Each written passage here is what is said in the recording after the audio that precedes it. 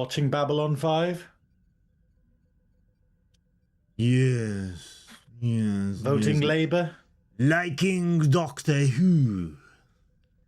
Going through and finding continuity errors in Doctor Who. Yeah. Believing the Doctor Who has continuity. Drinking Guinness. Drinking 0% Guinness. Yeah. Listening to Oasis. Yeah. Being in Oasis.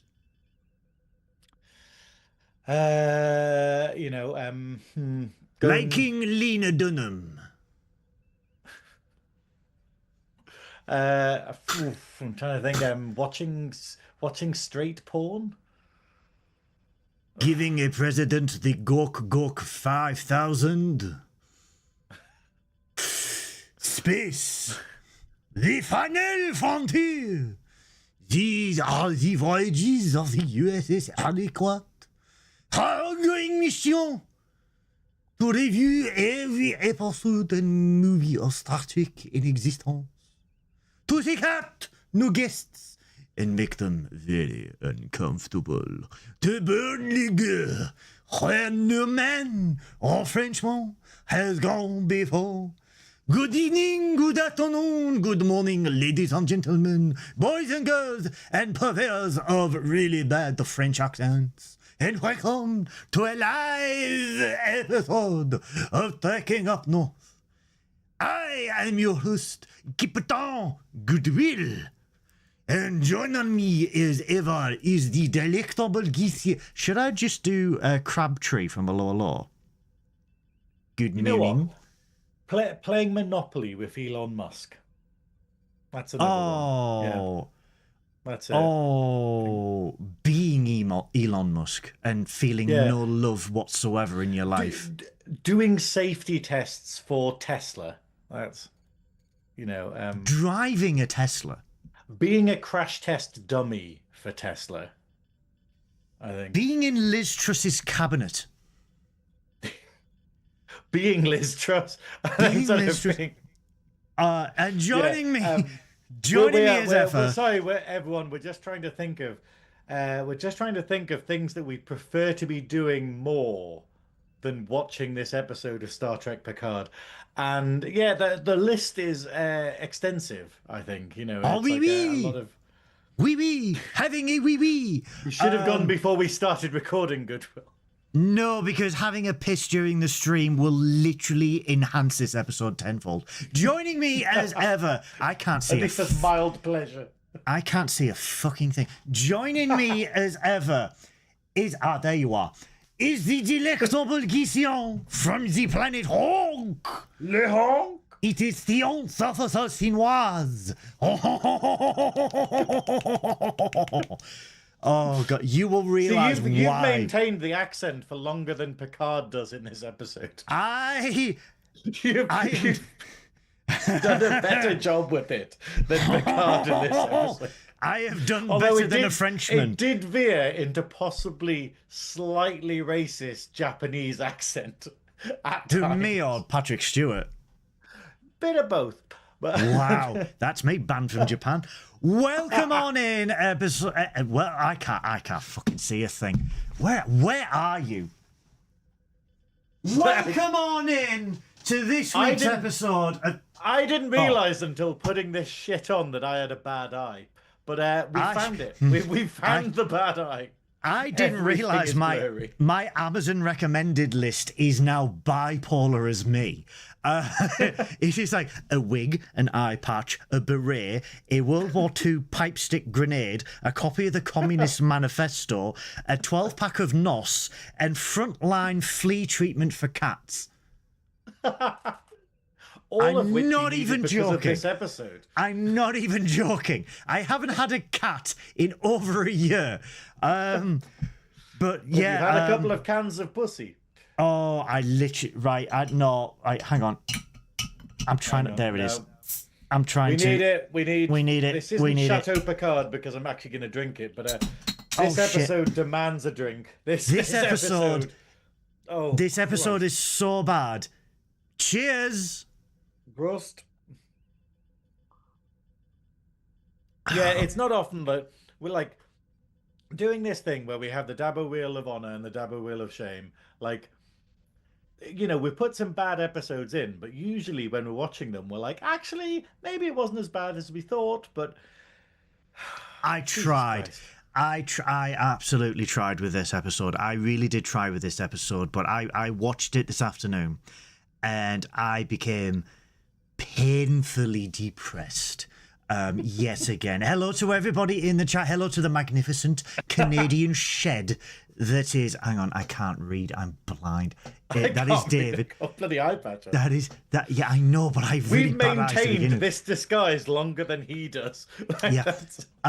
It is the magnificent shed, David Jones. We've got Chris in. We've got Beth in. We have got the Dunkinator in there from Letterdex. Welcome on in, everybody. Holy cow, we are here to review Stardust City Rag, not Rags, because Captain Arsehole here looked at the wrong description and put the letter S and had to completely rebuild the promo. Season 1 of Picard, episode 5. That's how you know it's going to be a good one. So here's the thing. Here's that thing where my measure of how much I enjoy an episode of or watching something is whether or not I go back to it after making a cup of tea.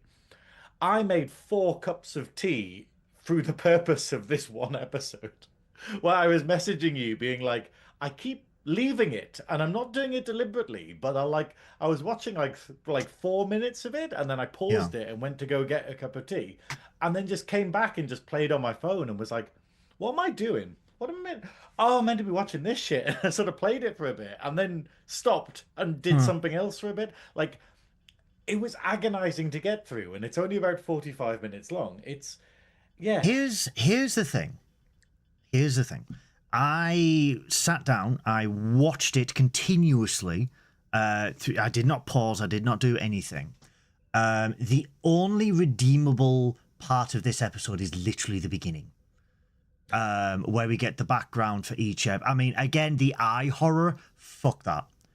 Absolutely screw that. I honestly wouldn't even call that a redeeming feature. I'd say it was a fault of the episode. No, but what I mean is compare it to the rest of the episode. That sort of gives us a bit of backstory and some filler as to what happened to some of the crew of Voyager after Voyager ended. So we get to see Icheb. He joined Starfleet. Unfortunately, he met his fate.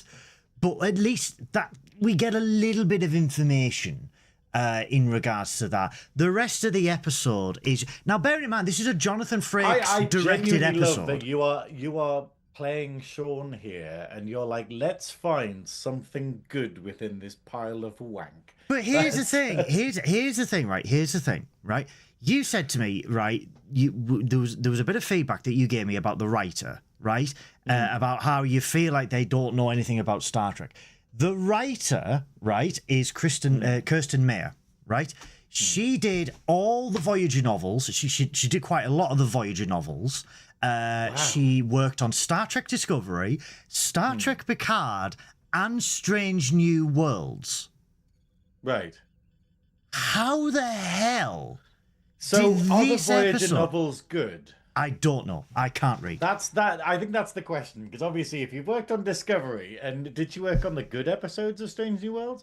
I don't know. But I literally don't. My criticism of this is everything about this episode, and it's the epitome of season 1 of Picard, is a lack of knowledge of Trek, where it just has random references thrown in, where it just goes, hey, we'll just chuck this word in, and it feels like section 31, where they just go, oh well, we'll just put one of these characters in because that'll be a reference, fans will love it.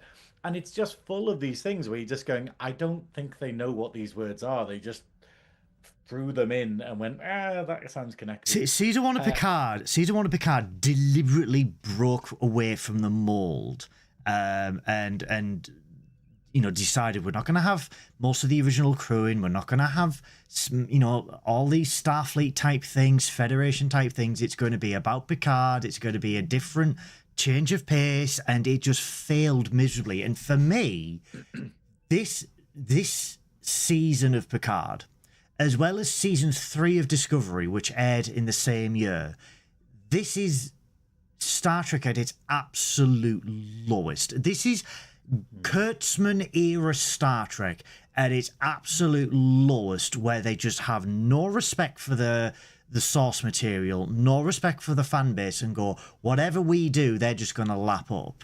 And it just shows how badly this is. And you made references about, oh shit, I've just nearly dropped my phone. Hang on. I can't see a thing. I cannot see a thing. We are struggling here, everyone. I am struggling. It feels so forced and egregious at times, this episode, and it is a genuine struggle to get through. And this is why I put it in the double wheel of shame.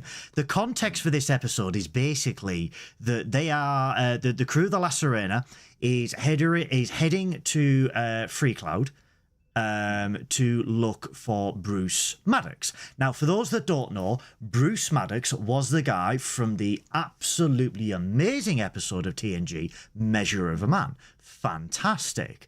And it was a great thing to have such an iconic, shall we say iconic character back, and discussing like life about, like, is sentient, is AI sentient? Can we recreate a artificial being from one positronic, what was it? Not cell, but like positronic thing and stuff like that. The answer is no. No. But, it's imagine that though, just being like, oh yeah, we can recreate something from this, and it's like, that's not how it works at all, but fine, write whatever you want. Oh god, I'm hitting all the wrong buttons on everything. I do apologize.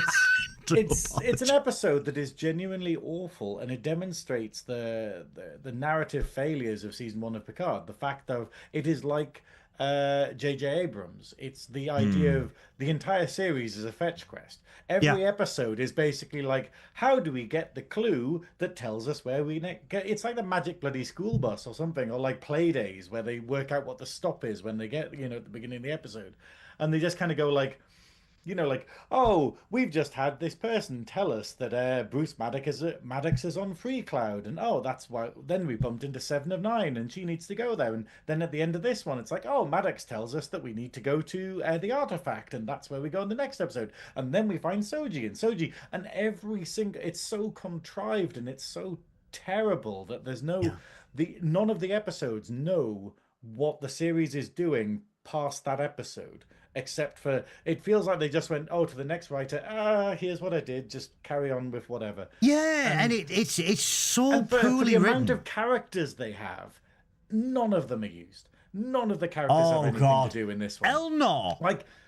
Elnor. I hilariously, I wrote Elrond throughout my entire notes. Because he doesn't actually, I don't think he gets named in this episode, and I just wrote Elrond, like the elf bloke. But and it's this thing, he has nothing to do. He has 3 jokes in it, and they all fall flat because they're terrible. Because the idea of having him totally deadpan, I don't know whether people were thinking they were going to be funny, but like, he doesn't do anything. Like, even like, I think he holds some guns to some people at some point, but that's it. Like, and you just go, what?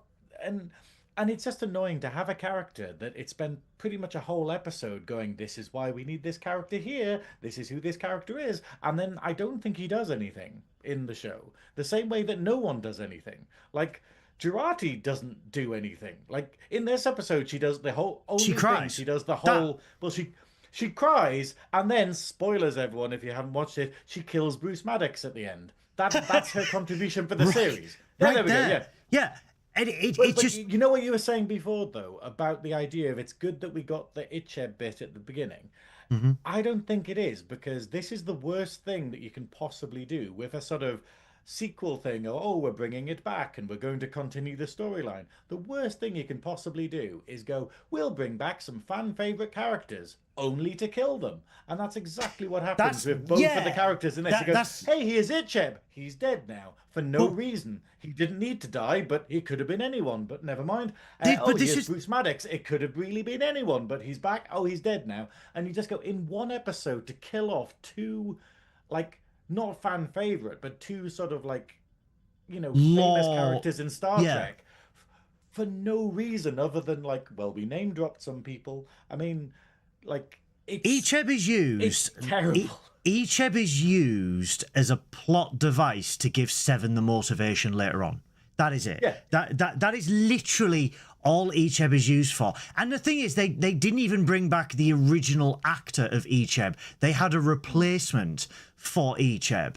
And what I mean is, like, in terms of my reasoning was, it was the only redeemable part because at least we got some sort of like, this is what happened to this person. But I do agree with you to bring him back only to kill him because we need this Bejazel. I thought it was Witch Hazel. It's Bejazel. Well, I just wrote Vajazzle and just Vajazzle. Yeah, we'll just say Vajazzle. We'll just say Vajazzle. Yeah. It's easier. See you later, Chris. Enjoy your meeting. See you later, Chris. Yeah. So to do that and to kill him off, it's again, it is egregious. It is absolutely egregious. Like, he was in Starfleet. How did he get into Starfleet? How did Icheb get into Starfleet, but Seven of Nine couldn't get into Starfleet? Oh yeah, that's it. It's this thing of going, 7 and 9 because she was part Borg, she couldn't get into Starfleet. Icheb, on the other hand, totally fine, and it's like, what? Like, are you reading this back to yourselves? Like, what? Yeah. That doesn't make any sense. Like, if they'd said like that she couldn't take command or something, or that she couldn't actually deal with it, or she failed Starfleet, or something. But then the fact is, the only excuse they give is, oh well, we can't trust her, she's a Borg. And but you've got Icheb.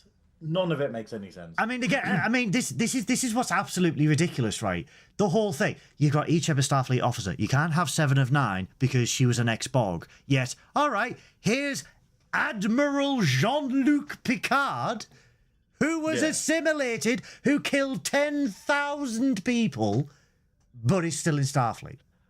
You know what, though? You know what this episode made me realise? And it's ludicrous because obviously we had this when we were reviewing season 3 of Picard, and me realising that I kind of have like Picard Borg fatigue. Because, when we were just like, really? What, that they make the Locutus thing far bigger than it actually is. Like, they're kind of going, hey, this character that has all of this stuff and all this background and all these things that he's done in his career, let's just keep bringing back the Borg thing where he was a Borg for like a week. Like, was it even a week? Was it like a couple 4 of days or something? Something like that, a couple of days.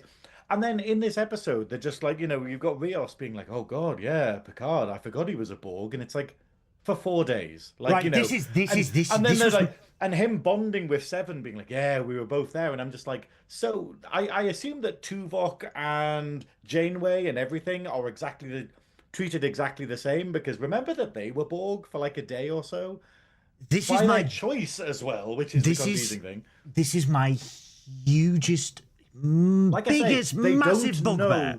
Whoever wrote this doesn't know Star Trek. Like, there's no way the person writing this, they just got some notes being like, oh yeah, no, Picard, he was once a Borg. There we go. That's his plot line. And then they just rolled with that without knowing any of the details. Here is my biggest bugbear of this, right? So, Jean-Luc Picard, Cristobal Rios, who was a commander in Starfleet, did not know that forgot that Jean-Luc Picard was a Borg, despite the fact that, this tiny, tiny, tiny thing called Wolf 359 happened, right? Yeah. And then he doesn't know that the person, the Fenris Ranger, 7 of 9, doesn't recognise her, doesn't know who she is. Oh, she was in the Delta Quadrant. Does no one pick up a book? Does no one read? Does no one talk to each other? And I will get to this. Because this plays in. This plays into the worst fucking part of the episode that I really, really hate. I really, really hate, and I'm dying to get to that point. But first, basically, they get to Stardust City on Freecloud because they need to get Bruce Maddox. They know that Bruce Maddox has been held captive by Vajazzle or Bejazel, or Timu Deanna Troy, as me and Graham have been calling him. And then the Tal Shiar are after him, and they need to create some sort of heist thing, which involves Rios dressing like a pimp and Picard pretending to be French, despite the fact that he is French, but he has to speak with an English/French twang, but he has to put it on worse, but he has to wear an eye patch. What? It's hard to put into words how awful it is. Yes, it is. And shit. But it's the idea of like what a weird episode it is that no one thought there was a tonal problem with the episode. Where we basically we start off with body horror, where we have like Icheb on a surgical table getting mutilated, getting his graphically getting his eye extracted and whatnot, and there's like blood everywhere and whatnot. And then they go, you know what? We're going to have a jokey episode where they all wear silly costumes and it's all like sort of, oh my God, I can't believe they're pulling this wacky heist off. And you're just sort of going like, was the Acheb thing meant to happen in this episode? Like, it's just, how Strange New Worlds has this wonderful tone setting where it kind of goes, everything is falling off my head. But no, where Strange New Worlds goes like, hey everyone, it's a serious episode, and it's in like before the titles, and then it goes like, hey everyone, it's a comedy episode, and so it's kind of like Star Trek does, where it sets the tone for the episode, and then just goes like, goes, oh, Q's appeared, oh well, it's one of those ones, or oh, it's like Troy's mum's appeared, and then in this one, it has no idea what the tone is, and it means that every attempted joke falls flat because it's juxtaposed against something really serious, and it's so badly written. But that's the thing. It's like I don't understand the whole thing. Like they send Rios in, like hold on. I wrote notes about this because I was so fucking baffled by it. It was like I basically wrote in capitals, why is Rios on this fucking mission where they basically go, okay, cool. So this guy is a pilot. This guy is like a former commander and a pilot. Yeah. Who has no experience of espionage, who has no experience of anything like that. And they just go like, hey, okay, so you're going to do the most important job where you're going to have to pretend to be this pimp character. And then you're going to have to meet with the people. Like, you're going to have to meet with people that can sense when you're lying. And then have this elaborate backstory behind everything. And do all of this stuff, and then they're just like, "Oh well, I'm sure you'll be fine." And you're just like, "What?" They inject him with blockers. They inject him with blockers to prevent. They inject him with beta blockers so that this plot device bad guy who can sense when you're lying can't sense when he's lying. But then obviously the whole thing is, surely if he had beta blockers, the thing would sense it and go, "Oh, you're really weird. You're not actually giving off anything. That's really suspicious, isn't it?" But the fact is, what they do for the sake of having a bit of a little bit of drama is they inject him with them, but where they kick in later. So in the middle of the conversation, when the thing is talking to him and picks up that he's lying, then the beta blockers kick in, and then the creature goes, "Oh well, I'll ignore that previous sense that you were lying because it doesn't look like you're lying anymore." And it's like, wouldn't you wait till they kicked in before sending him on the mission? Wouldn't that be the first thing you do? And then it's like all of it, and then even weird stuff like they have Jurati, okay, who is like, I don't know if it's clear to the rest of the crew, is having a nervous breakdown. Like she is incredible, like to the point where the sensors on the ship can tell that she is emotionally distressed, and therefore the medical officer, the EMH, basically keeps appearing and going, "Hello, I've sensed that you're having medical issues. Can I help?" The Microsoft Office stapler of the ship, yeah. Oh yeah, and then no one else picks up on it. And then they're like, "You know what? We'll put you in charge of transporting us out of this, the most important, crucial job. And you've never worked a transporter before, but we're going to put you in charge of the controls." And you're sitting there being like, you have a holographic crew. Yeah. Can't the holographic crew do the essential job? Yep. But then you realize that Jurati has to do it because Jurati needs something to fucking do this episode. And this is exactly what it does with all the characters. It just goes like, hey, you know who would be great on this mission? Raffi. Raffi should be doing Rios's because she's trained in all of that. But then it kind of goes, no, Raffi's doing this other thing while they're on the planet. And it's like, could she do that after? Or could she do that before? It's the weirdest time. Like, we're going to do this heist. Okay, I'm going to go see my son. Bye. And you're like... Yeah, it's like, could you do that after the heist? Like, and she's like, no, I don't have time. And it's like, you had time to train everyone and train Rios how to do the mission rather than just you doing it. And who is former Starfleet intelligence? Yeah, like it is, and all the things just happen in the episode to make the episode happen, and it demeans the characters by the fact that they'll play into that. Like the fact that Picard's just like, hey, you know what? As a character who's canonically meant to be French, I'll put on a really silly, over-the-top French accent as part of my disguise. And just assume that nobody in the galaxy has heard or seen a picture of one of the most famous admirals in all of Starfleet. And that's the thing. It's the idea of just going, surely he just appears somewhere and everyone goes, that's Picard. Here is the thing, guys. He's put a brain and an eye patch on, but you just wouldn't send him. Or when we... Sorry, I'm still going on about this. I won't let it go, but it's... I will get a voice in one point, yeah. Oh, no, I'm sorry, but I'm on a roll, but it's when we've got stuff, like I say, it suggests they haven't seen Star Trek before, whoever's writing it, because they're just going, hey, what do we do in Star Trek? We can use surgery to make people look different. Like when we've sent Riker down to a planet, we've given him ridges, or we've changed his appearance, or we've given him stuff. Like we've done that. So couldn't the EMH on the ship, like as we've seen EMHs are incredibly well trained or whatever, do surgery on Picard in order to go, oh, we'll make him look slightly different? But no, they just put a brain and eye patch on him and go, that's fine, that'll get through. And it is so insulting to Trekkies that, and this is what it just really gets me, right? It is, I don't know if anyone's ever seen a low if you're not from the UK, where it's like, it is I, Eclair, and he takes off his sunglasses, or it's the Clark Kent syndrome. But when Seven gets hold of Vajazzle's throat, and then she mentions Picard, and then Vajazzle just looks and goes, ah, yes, the Admiral Picard. I'm like, you could not recognise him with one friggin' eye patch on him. The most famous Starfleet Admiral of the generation, saved the galaxy multiple times, captain of 2 enterprises, organised the evacuation of the Romulan Empire, did a news thing when Mars was attacked, but you don't recognise him because he's got a shit and, quite frankly, insulting accent and an eye patch. And he just but it's okay because he's got...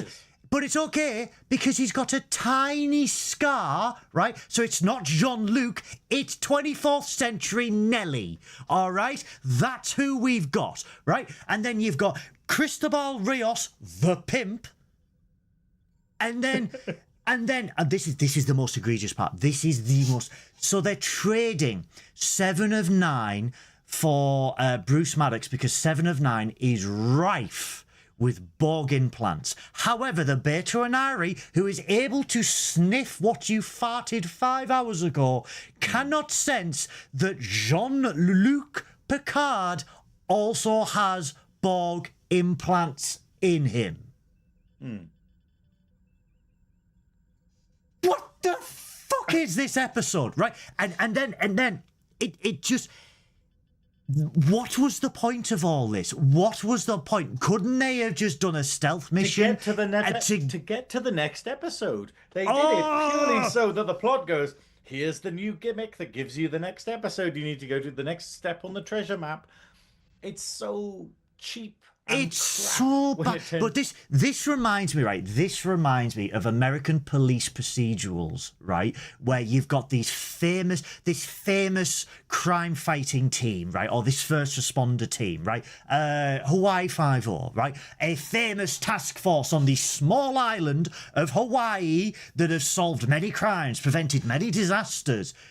And then in the next episode, they go undercover. But they don't go undercover with disguises. They don't go undercover with prosthetics. They go undercover as themselves. And you're like, I can fucking see who you are. I can see who you are. Does Elton John work for the FBI wearing star-spangled glasses and Liberace fucking costumes? No! He wears a baseball cap because he's not a fucking moron. Oh, I need to calm down. But it's so incredibly bad. Like it's the fact of it. Dumb. It does more damage dumb. than it does any kind of help law-wise.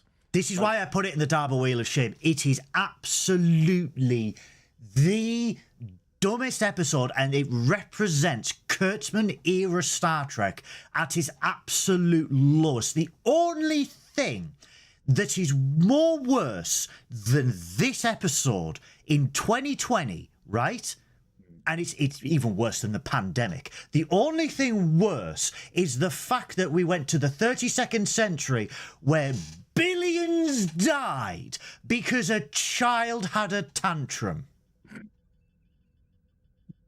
I want to know what kind of showbiz sherbet was in the EP office at the time where someone went, put him in an eye patch. Yes! Oh my God. It just doesn't work. And let's talk about Vajazzle's shoulder pads, can we? Can we talk about this? Oh no, like this is... I actually messaged you about this because I was so offended by this, because it's like when we're used to sort of Star Trek, we're used to sort of a certain level of quality, but it's like if we look at it like Vajazzle, where it like oh god, it's just I can't believe it. She's meant to be like this crime lord. She's meant to be this really massive evil crime lord, and yet the first time we meet her, she looks like she's like dressed like bloody Zool from bloody Ghostbusters. The end of that, you know, like they're just wearing a like they're just wearing like a sparkly sort of like onesie, like a sparkly leotard with these Art Deco shoulder pads that you'll see in this. Like they look like one of Kylie Minogue's backing dancers, and you just sit there. You can see her bra. You can see her bra under the leotard, and it's not like, and I don't think you're meant to be able to see it. You know, like. You're kind of looking at it being like, that doesn't look like it's part of the costume. That looks like they didn't realize it was transparent when she was putting it on. But it's, you know, and you're just going, if you were going to get a costume this cheap, like it's these foam board, like, you know, shoulder pads she's got on. It's so terrible. And it makes her just look so sort of not like a villain. It makes us like seem so crap. And you're just going, if you're going to get a costume this cheap, like, you know, like you'd have to sort of steal it from the BBC props cupboard or something, or like, you know, but if you were in the BBC props cupboard, wouldn't you have just stolen something more intimidating, like a Mr. Blobby costume or something? Like just, I mean, can you imagine this scene if she was dressed like Mr. Blobby? You know, like, you know, Maddox is there and she just runs over, Blobby, Blobby, Blobby, crushes him under a table. I replied back to her and I said she is Teemu Deanna Troi. Because she, honestly, when the trailer came out, a load of people actually thought that this was Marina Sirtis as Deanna Troi, because it was such a split-second image of it. I mean, that's the best outcome that we had right above there. But it's... But how does that happen with a phaser? How do phasers do that? Also, right, and I'm gonna say it now, the strongest and best performance of the entire episode is Jerry Ryan. Yeah. Absolutely, 100% Jerry Ryan, and this is why, again, we need legacy. Oh, God. And this is why we need legacy, right? But again, even with the director, it's the epitome of one of these characters where the character appears in something, and we go, why isn't the show about them? Like, why aren't we doing a show about them? It's a Jonathan Frakes. It is a Jonathan Frakes directed episode, and this is Jonathan Frakes' weakest episode that he ever directed. Who says, hey, you know these really heavy phaser rifles? I want you to pretend, right? Oh, God, look at it. I want you to pretend, right, that those are light as... They literally wobble during the actual episode. You can tell that they're just foam. I want you to pretend that you've got these massive phaser rifles that are heavy as anything and then just dual wield them like you're in COD, all right? Just pretend that you're in Zombies Round 1 and you're just dual wielding these, and it just doesn't work, right? And like I said, Seven is absolutely amazing from start to finish in this. She has regained a bit of her humanity. They discuss between herself and Picard, do you ever regain all of your humanity? And Picard admits that he doesn't. And she's at least... She has got, like, an arc through this. Jurati is there to cry, be Picard's version of Michael Burnham, have a mental breakdown, and then commit the most pointless murder in history. Has Jurati done anything in this series? Because why does she Up until this point, no. But that's the thing. It's like, she comes on the mission, and then she's an expert because she's worked... having a mental breakdown. Yeah, but she worked with Bruce Maddox. She worked with Bruce Maddox to create artificial light form. So she is key to essentially reclaiming data, right? But up until this point, she's largely just pointless. She's largely just there. Like Eldor. Because she's stored. She's like those characters on RPGs where they're just stored. They're introduced way too early into the game, and then they've got nothing to do for 5 or 6 episodes until their relevance becomes true in episode 8, 9, and 10. And you're like, okay, could they have not been introduced later on? Could we have not had it a little bit later on so it bears more relevance? Raffi... In this episode, Raffi would have been the most useful, but they take her out of the equation because they want to introduce, quite frankly, pointless family drama in an episode, and it derails the pace of the episode as well, because it's like, okay, why is it here? Why is it so important where they know that Bruce Maddox is there? The whole point that they are there is to get Bruce Maddox, and she is ex-Starfleet intelligence, but she has to go away to speak to her son for 20 minutes. I think this is the problem, though. It's the problem is, when we think about it, we have...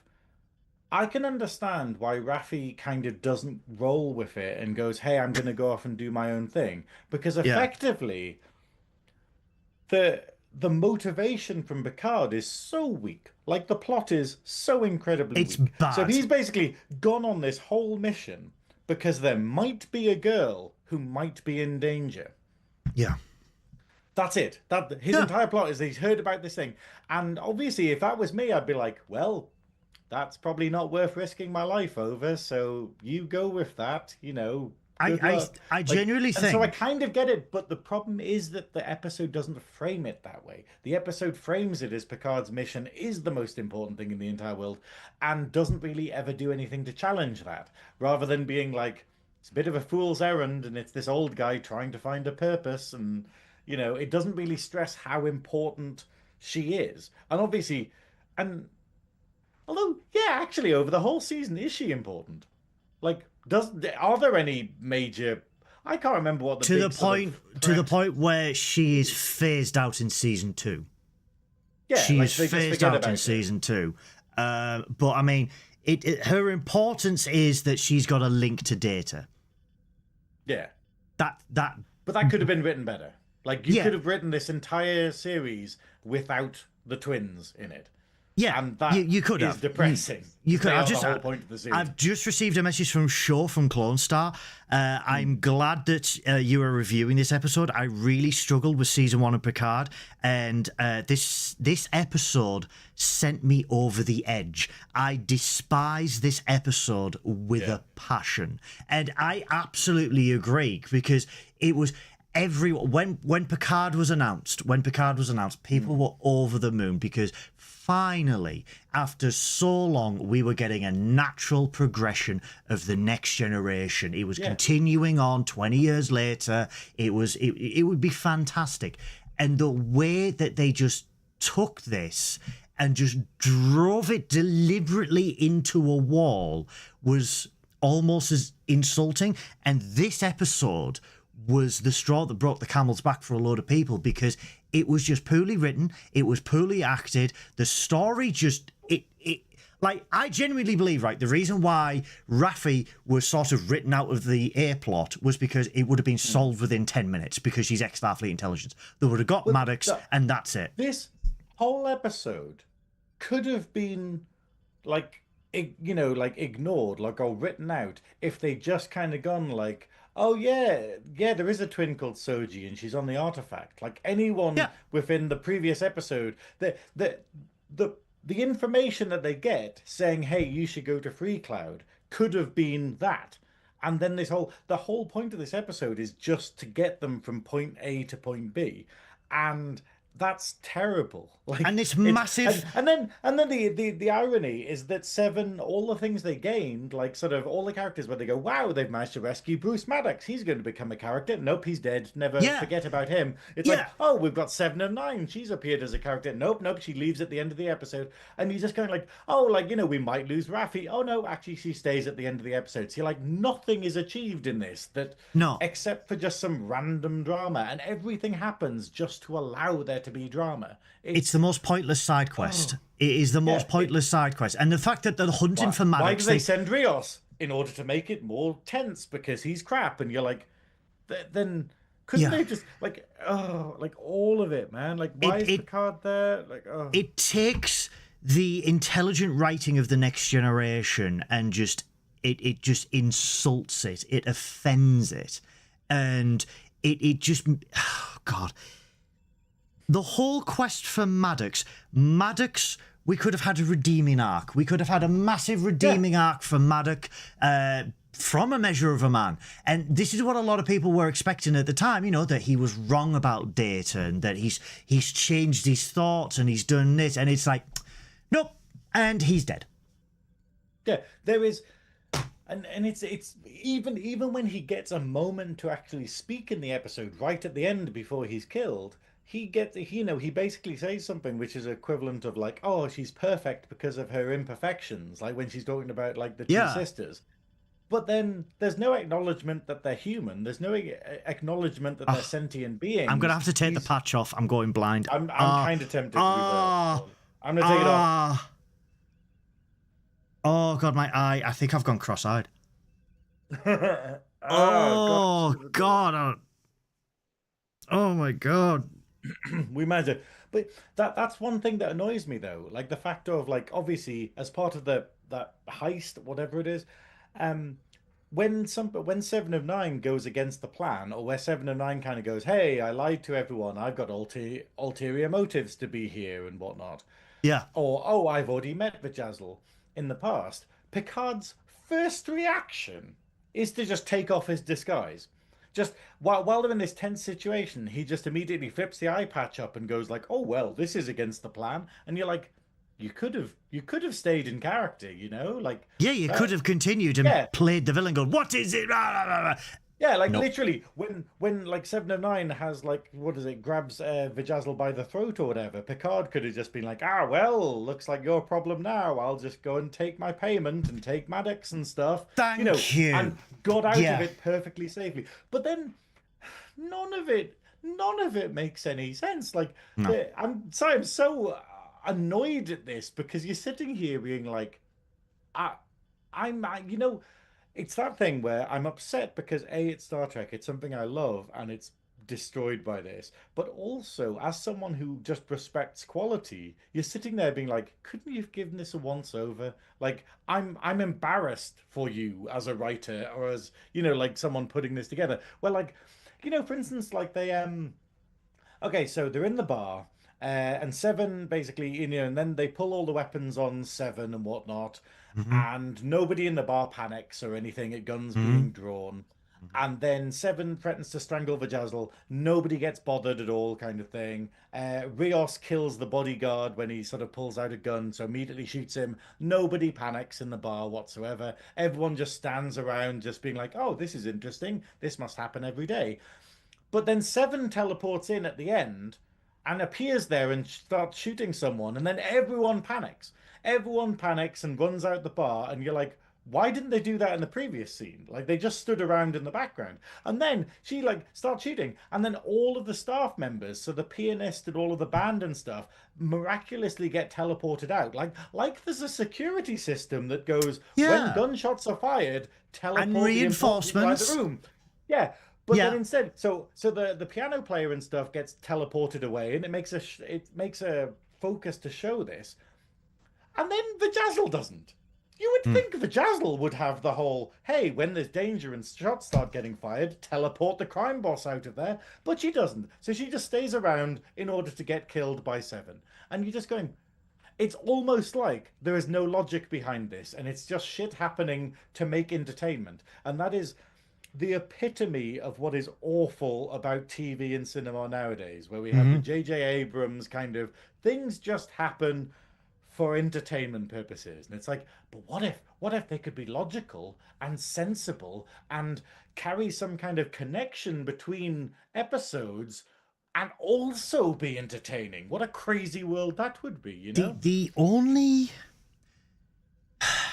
only redeemable feature for season 1 and 2 of Picard is that the feedback and the criticism necessitated them to do what everybody wanted them to do at the start, and what a lot of people inside Paramount wanted them to do from the start, and bring back the old crew and essentially make season 8 of The Next Generation.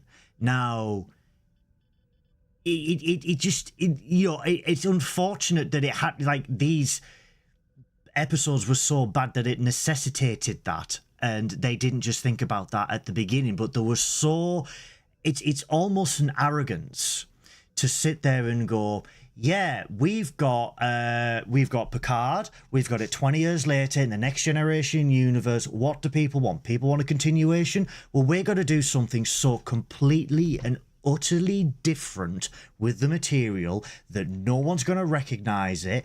Everyone is going to be evil. Nowhere is safe. It doesn't feel like the Next Generation, and people are going to love it.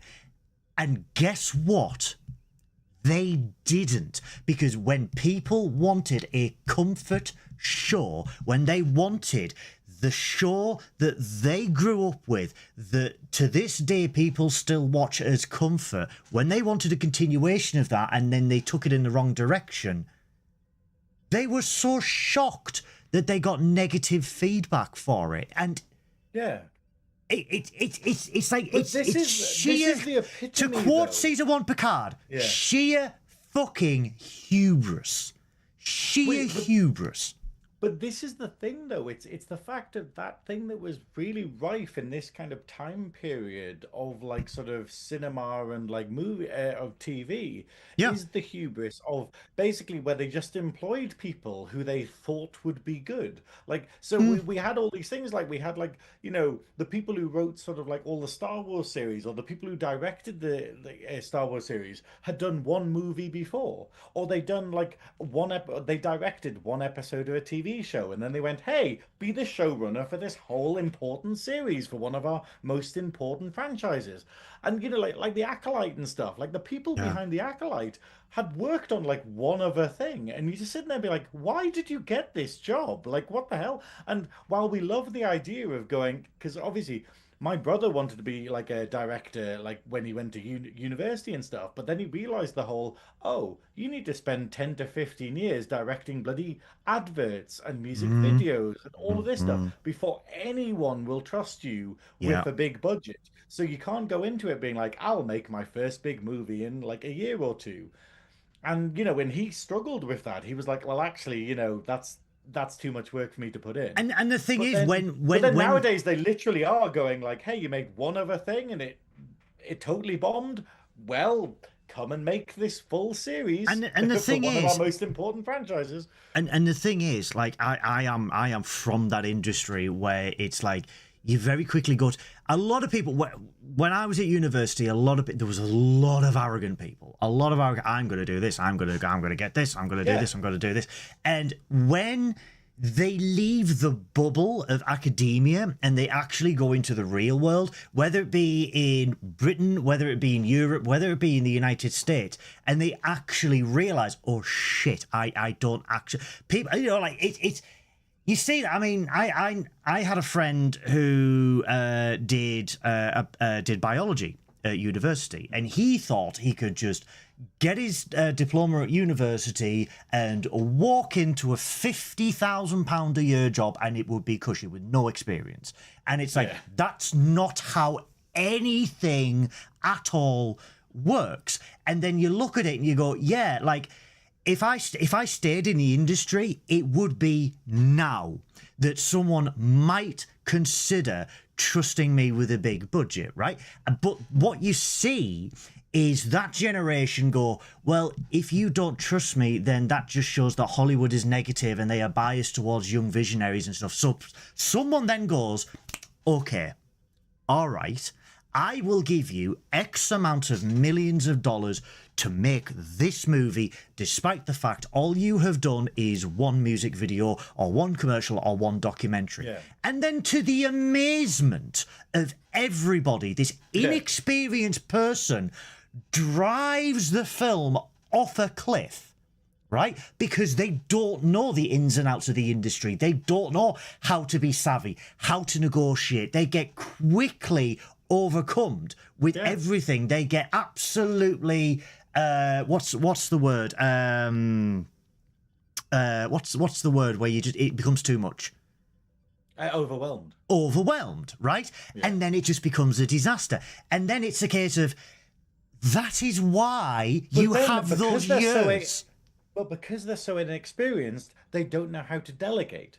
Because it's the idea of, there's nothing wrong with getting overwhelmed, but the idea of the role of being in charge is to be able to be like, hey, I can't deal with this bit, so I'll have a secondary unit doing this bit. Yeah. I'll do this, you know, like, these are all the things. But then obviously that wisdom comes with experience, and instead they just go, oh well, cool. But then it ends up being sort of like, you don't know that it's meant to have this kind of plot or this cohesion behind this, that, and the other. It's like, it's the arrogance of, hey, here's the keys to a then 50-year-old franchise or 55-year-old franchise, right?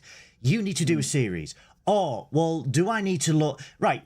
A lot of people are going to get pissed off at this. Jodie Whittaker as the Doctor famously never saw an episode of Doctor Who. Yeah, because she wanted a fresh take.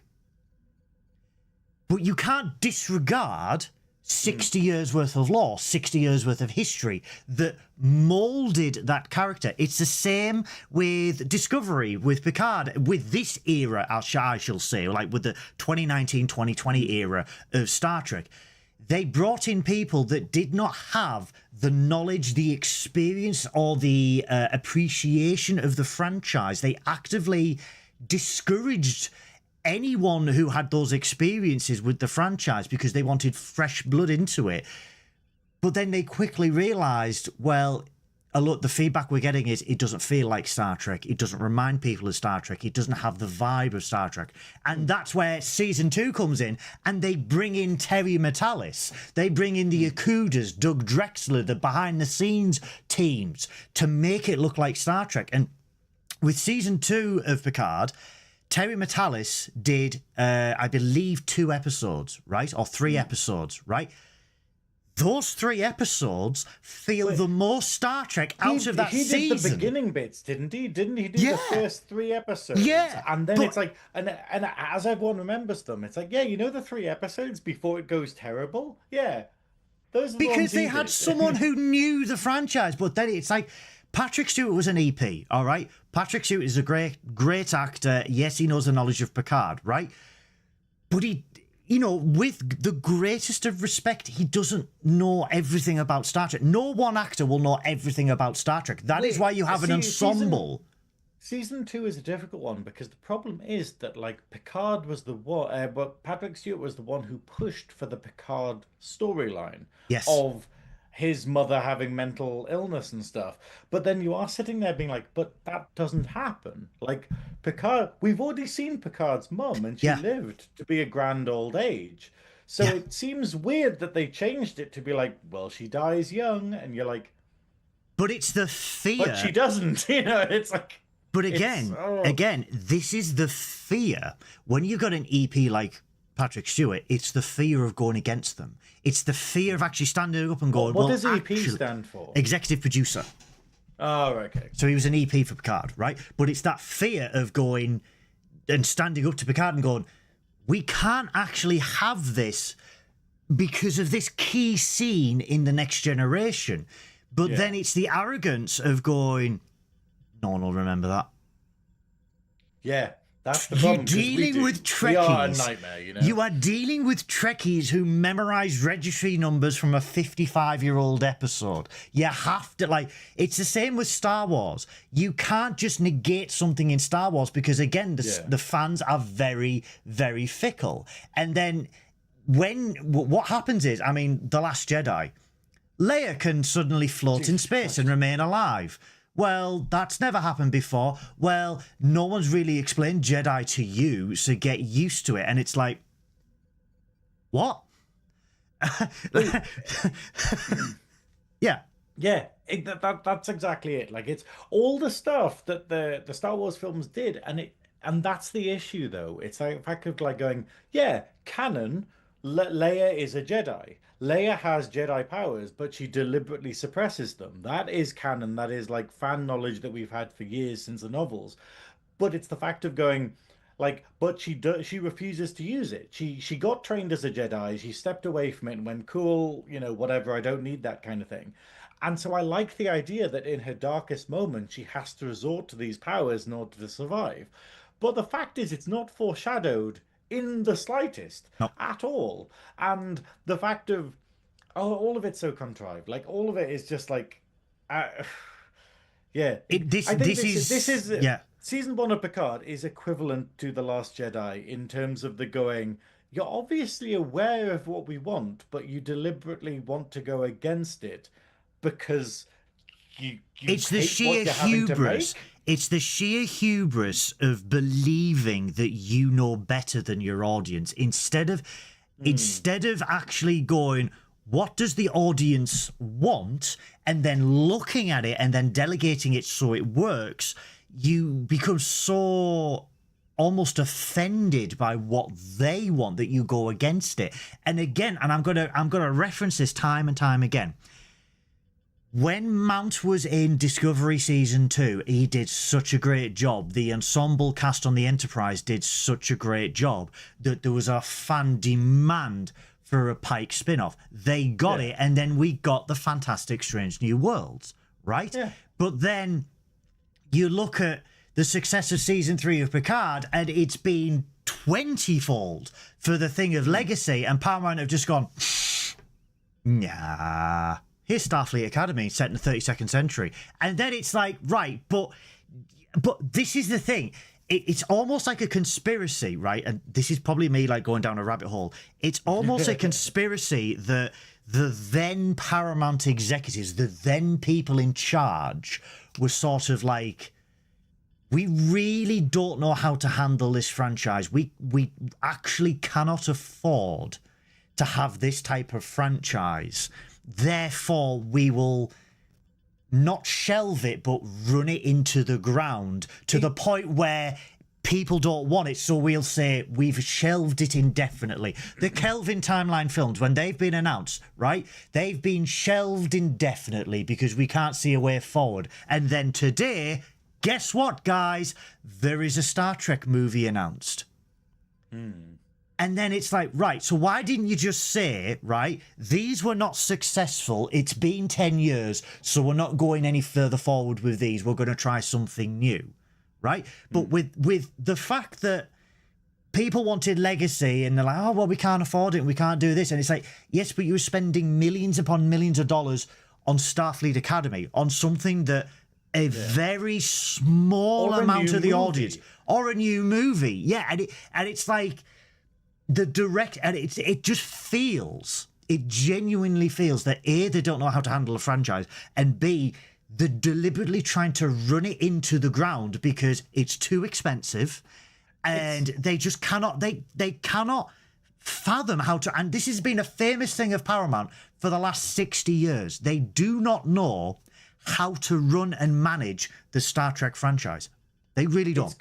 It's got the hint of, you know, when you get companies where they basically own the copyright for something, but they don't know what to do with it, but they've got to release a film in order to maintain the copyright, where they just go, hey, let's just put anything out there kind of thing, and then that means that we can, you know, maintain that.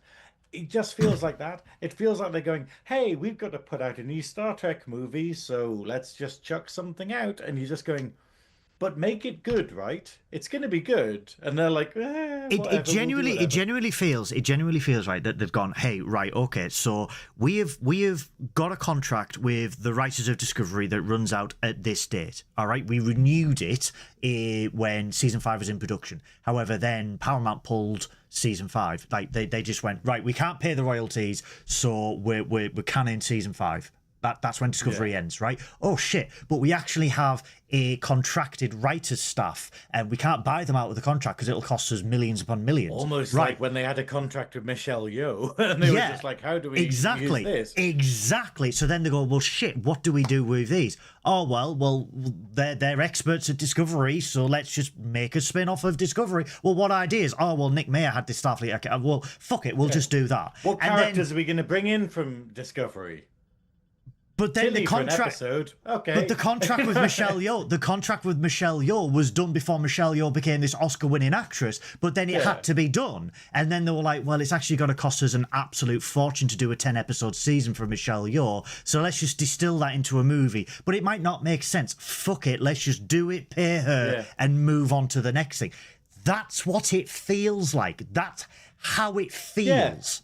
And it's almost like their decisions with the Trek universe are the same way as like Picard season 1, where you just go, every episode is just to get to the next step, and they're not thinking about it. There's no depth behind it. There's no sort of passion behind it. Yeah. It's just going, hey, what do we do with what we've got? Okay, well, the cyborg girl's dead. Seven's just appeared. What can I do next? Oh, they need to find out where the other girl is. Okay, cool. Well, how do they find that out? Oh, fucking this planet, and there's crime lords on it and stuff. Because none of the stuff mentioned in this episode is foreshadowed. Like, none of the stuff about like Icheb or Seven's background or like what's it called? Free Cloud existing, or Bruce Maddox existing. Like, is Bruce Maddox mentioned before this? He is, isn't he? Yeah. Pleasure of a Man. In episode 4. No, but I mean, like, in terms of Picard. Oh, yes, he is. Yes, he is. But is it literally just the previous episode where they just go, oh, yeah. I genuinely can't remember, but But I know he was key. All of it is so contrived. Yeah, I know it was key, and they made such a song and dance about it at the time that we got Bruce Maddox back from The Next Generation, A Measure of a Man, and it was like, brilliant, this is fantastic. He, Willie Chase done so much. Exactly. They could have had Maddox as Agnes's character. They could have had him as like one of the main characters in the show or whatever, and have how far he's come in terms of going since after making a sort of like making what type of android is Data again? Positronic. Yeah, after making Positronic Life, realizing just, oh my word, like they are real, like they are people, they should have rights and stuff. Yeah, like this is wonderful arc that could have been carried across, but instead he's just a random guy that they slapped a name on and went, he knows about androids, and it's I mean the thing is it hurts. I actually agree with your comment that this is season 1 is the last Jedi of Star Trek, because the following 2 seasons work their arses off to repair the damage that this season caused. Season 2 wastes season 2 pulls a Discovery where it just goes, hey, we can't continue this plot line because it's so bullshit, so we'll just ignore most of the decisions it makes and we'll teleport to a different time, and then basically where we're separate from everything. And you're sitting there being like, you only do that when you've painted yourself into a corner. The same way Yeah. Discovery did, where it just went like, hey, no idea what we're meant to be doing here, so let's just go 3,000 years into the future. And it's terrible writing. I love that Letter Dexter said in the chat that they didn't know what hubris meant until they overused it on the Yeah, crappy movie from of the hubris. Star Trek franchise. It just, like I said, like season 2 tried to repair it, and then season 3 just literally that throwaway comment from Shaw, like that crazy shit on the Stargazer, and then referencing that Picard is not human, and then never talking about it again, because it was sheer desperation to mask what happened in season 1. And like I said, it was so, everything about season 1 was lazy. Now I know, I know, right? The biggest, like from a very geeky point of view, the biggest criticism was the last episode where you see Starfleet warp in, and it's what's called the copy and paste fleet, right? Where it's just the same ship 100 times, right? And the reason is, literally the week before that was uploaded to Paramount Plus or CBS All Access and Amazon Prime, they were still rendering that, and they were still doing that, and they didn't have time to make all these ships or anything like that. That's why that happened. But it doesn't excuse that when this premiered, like in January 2020, there was no pandemic. This had been in post-production for a while, but they were using Discovery-era shuttlecraft for everything. And it's lazy, because stuff like that, you've got this prominent shuttlecraft in your brand new series set before the original series, but you are using the exact same ship in the 25th century. Fans are going to notice that. You are like, it cheapens the experience. And again, this is why when Dave came in on season 2, Dave Blass, he was like, I want new ships, I want new star bases, new animations. I don't want a Discovery Bridge. I want everything to look like it's the continuation of the Next Generation, because in season 1 they were like, fuck it, we'll just use a Discovery shuttle, we'll just use the Discovery Bridge for Captain Riker's ship, we'll just do this, fuck it, we'll do this. Like, insulting the audience in believing that they won't pick up on that. That shuttle's yellow because it's a taxi. And it's like, yes, but you could also paint the original series Enterprise orange, and it will still be the original series Enterprise. We are not stupid, but they just acted like we were. Not realizing what you have in your hands, not realizing what the importance of what you're dealing with is. Like, and it's so weird that us talking about this, because obviously this has basically been like an hour-long rant so far. Oh God, it has. And but that's what this entire episode is, and I'm living for it, because I think we need this vent. Like, with we the need state catharsis, of the world right now, we need catharsis of just being able to rant about a terrible fucking episode of Star Trek. But it's the fact of like last week we reviewed one of the greatest episodes of Star Trek, one of the greatest sci-fi episodes of all time, that is part of the same franchise. And all the stuff we had to talk about with that is all of the narrative depth, all of the metaphor, all of the what this means, what the social, political sort of implications of particular scenes were. In this episode, we have none of that. Nothing.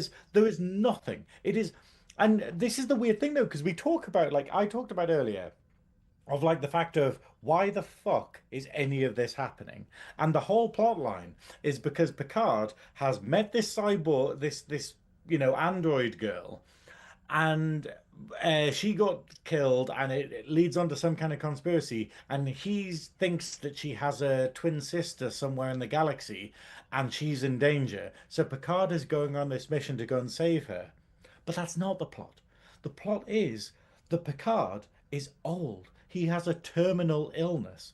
He has an illness that will kill him, and he doesn't know what to do about it. He needs to find purpose in the galaxy. He needs to find like something that he can do to take his mind off, to feel like he's actually doing some good for the universe after failing to help with Romulus, after failing, to help all these people.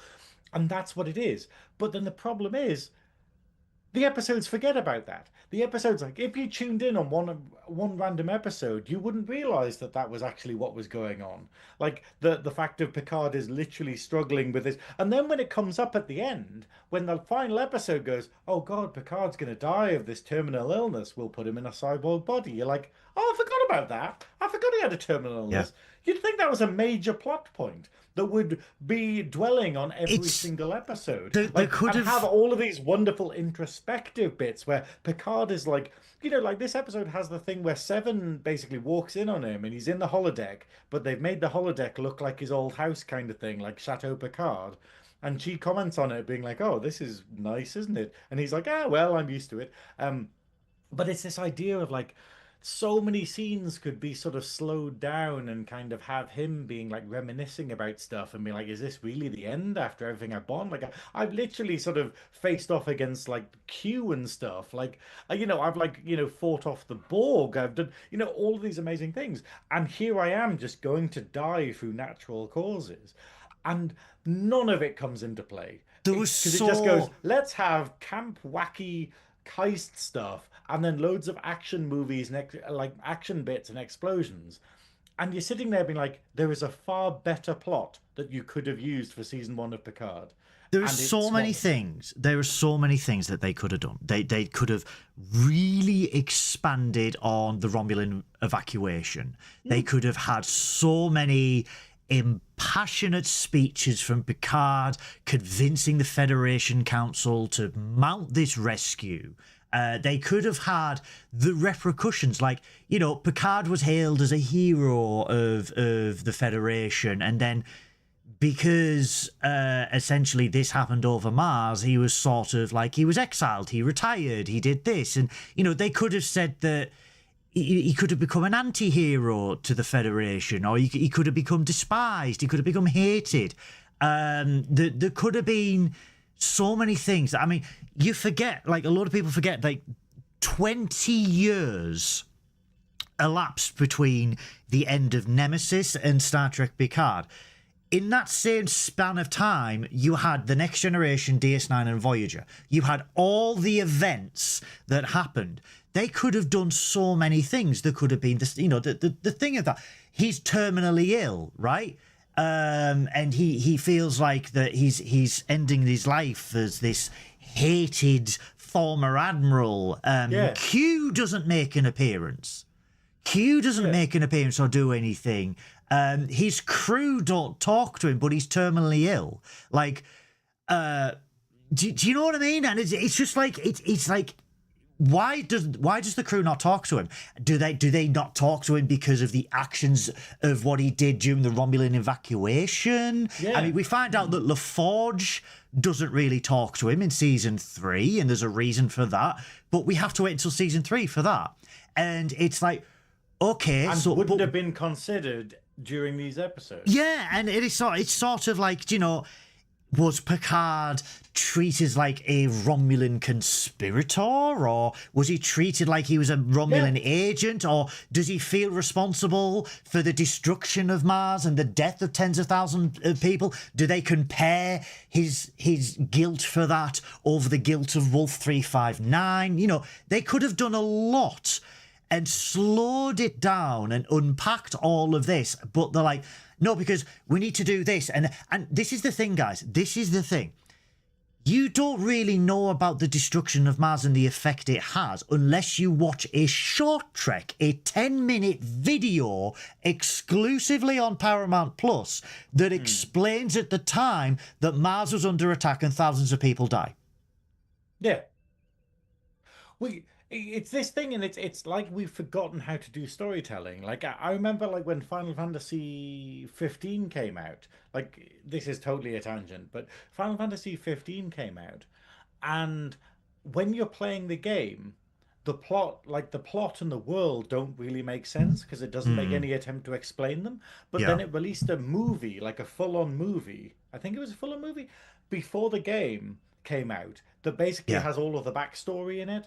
But then they're just kind of going, so hang on, if you haven't seen that movie and you're playing the game, you have no idea who these characters are or what the preamble for this is, because it makes no attempt. And you're like, please make this self-contained. Like, why are you expecting us to, consume all this other media? And like for instance, this episode, I said it to you when I was messaging earlier.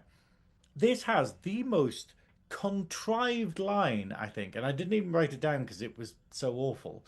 But it's basically when Rios is talking to, oh, what's the bodyguard guy called who dies? Isn't he called Fob or something? Mr. Bub. Mr. Some Beta and Aria, that's all I know. Yeah. Mr. Beta. But yeah, he's called something or other. And basically, like, Rio, and he mentions, like, oh, well, it's to, we're making a deal with the Tal Shiar. And then Rios just kind of goes, oh, yes, the Tal Shiar, the Romulan Special Services, blah, blah, blah. And he reels off the thing, and it sounds like a Wikipedia article. Like, and it sounds like someone who was writing the script, who's never seen Star Trek before, went, oh, what is the Tal Shiar? I'll just Google it. Okay, cool. Well, just in case people watching this have never seen the Tal Shiar, we'll put in a couple of random out-of-character lines explaining that they're an evil secret police that they call them. Yeah, secret police thing. Yeah. And it is just this thing of just going like, that is not how you talk about the Tal Shiar. Like, there is a far better way that you could, but with everything with this episode, there's a far better way you could do every single part of it. The references feel forced. Like, I worked for Quark of Ferenginar. But that's it. Does it? I don't know what the line is. I was tempted to turn the subtitles on just to be like, did they I'm pretty sure it says that. Yeah. Quark? Yet 5 minutes previous, when Rios beams down, you see Quark's bar on Free Cloud, right in front of Mr. Mott's hairstyle. And it's like, okay, that's a subtle reference, right? I would have just been happy with that, going, all right, Quark must have a franchise. Mr. Mott is now in business for himself after working on the Enterprise. That's kind of cool. But then they force Rios to go Quark of Ferenginar, and it's like, well, that's it. And that's the thing. It basically, he just goes like, Mr. Fub goes like, oh yes, your references check out, Mr. Rios. Mr. Quark of Ferenginar was pleased with your handling of the trouble with the Breen. And it sounds like the person who wrote the script has never seen Star Trek before, but someone went, mention Quark, mention Ferenginar, mention the Breen, and that'll be a reference. That'll be fan service. And it just, and it, and I'm just like, what the fuck? Like that makes, all of it is just so awful. And it's like, and also this is the annoying thing. Like, I know I ranted about earlier, but they set Rios up to be this pimp character, this facer, as they call them. And they set him up with all this background. How fucking easy is it to to get into the criminal underworld? Because we literally see Raffi on the computer pretty much Googling what secret crime organizations are doing. Like there's somewhere on the universe internet, like the galaxy internet, that there's a fucking forum where it just goes, here's what everyone's working on at the minute. Yeah, it's like Space for crime syndicates. Yeah. And she's just like, oh, well, I've hacked the network, and it says here that, that they're working with a Tal Shiar and stuff. And you're like, I'm pretty sure that would not be in a document anywhere, or that can be found. Like, that's something that, surely that would be a better part of the episode if they had, like, Raffi meeting one of her fucking contacts or something. And then him going, oh yeah, blah, blah, blah, we can't put this in writing, blah, blah.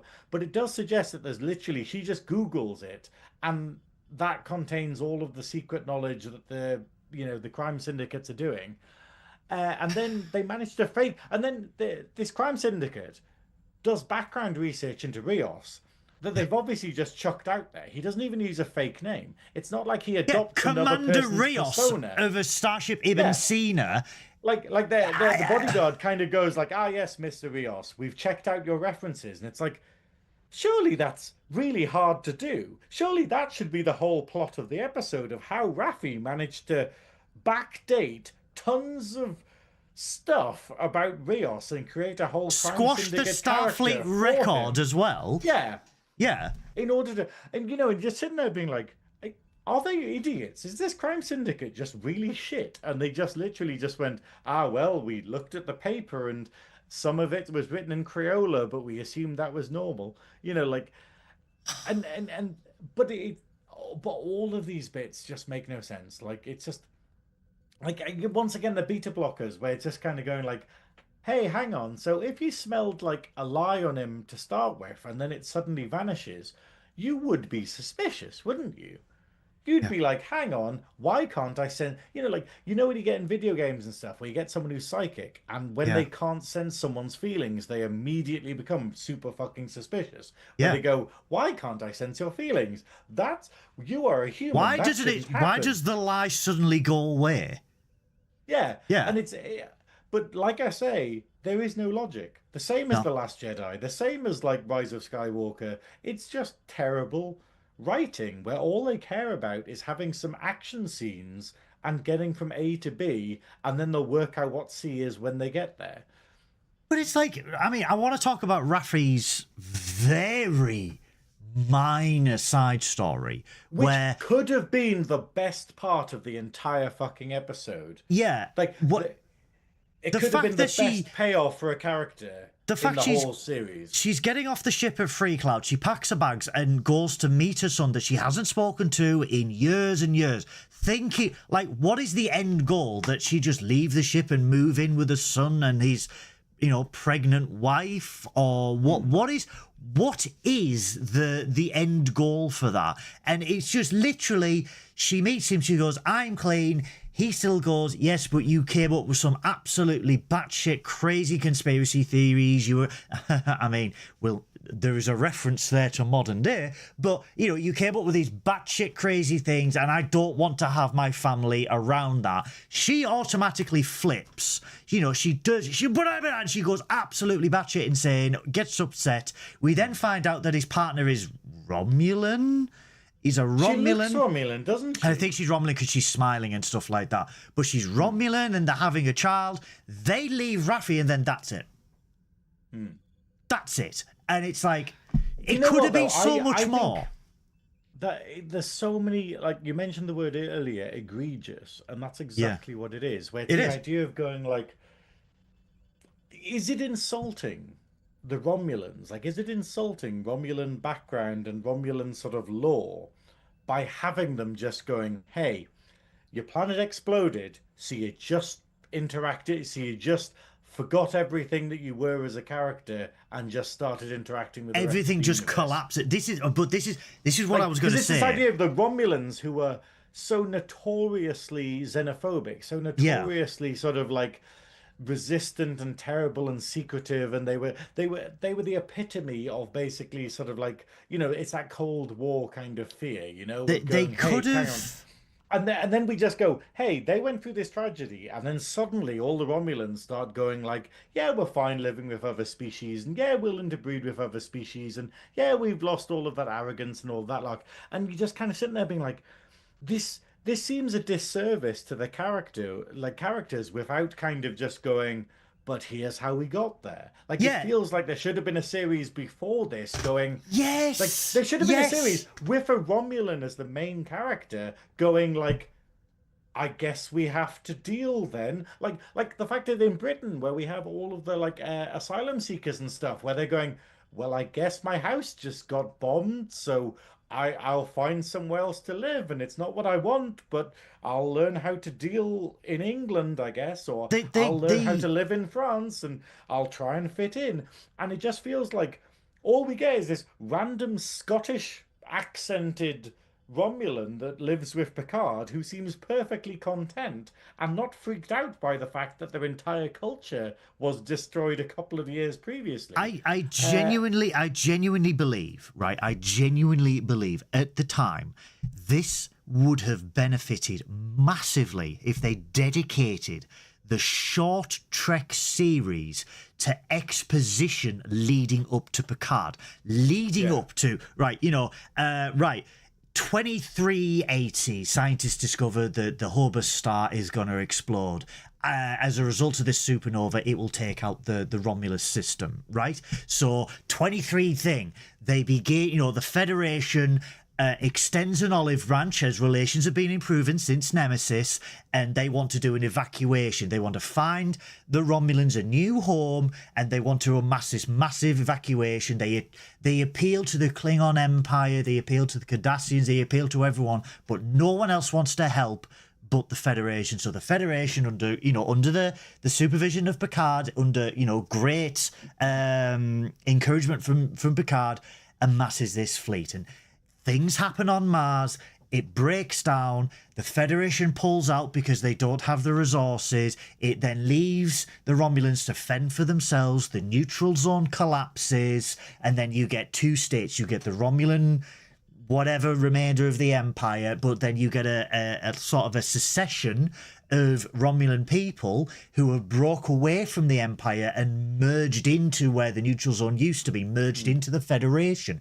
They have sought asylum within the Federation. They've sought asylum, but also there's a desperation there of going, oh, we will get kicked out. Like, we won't get visas if we don't actually interact. So we get these people where they're marrying Federation citizens and stuff and having their children and stuff purely so that they can actually stay where they are, so that they don't have to go back to this terrible thing that they escaped from, which is the Romulan Star Empire. It would have been great to see that kind of idea of someone giving up their sort of like their bodily freedom, effectively going, I will become this guy's wife purely so I don't have to go back to the country I came from. And that's a real thing that we had after the Second World War. That's a real thing we've had, and it's this idea of like, there's so many plot threads you could have done with this. And then instead we're just like, well, I guess there's a Romulan then. Oh, well, he's got a wife. Who could she be? Well, she's a Romulan.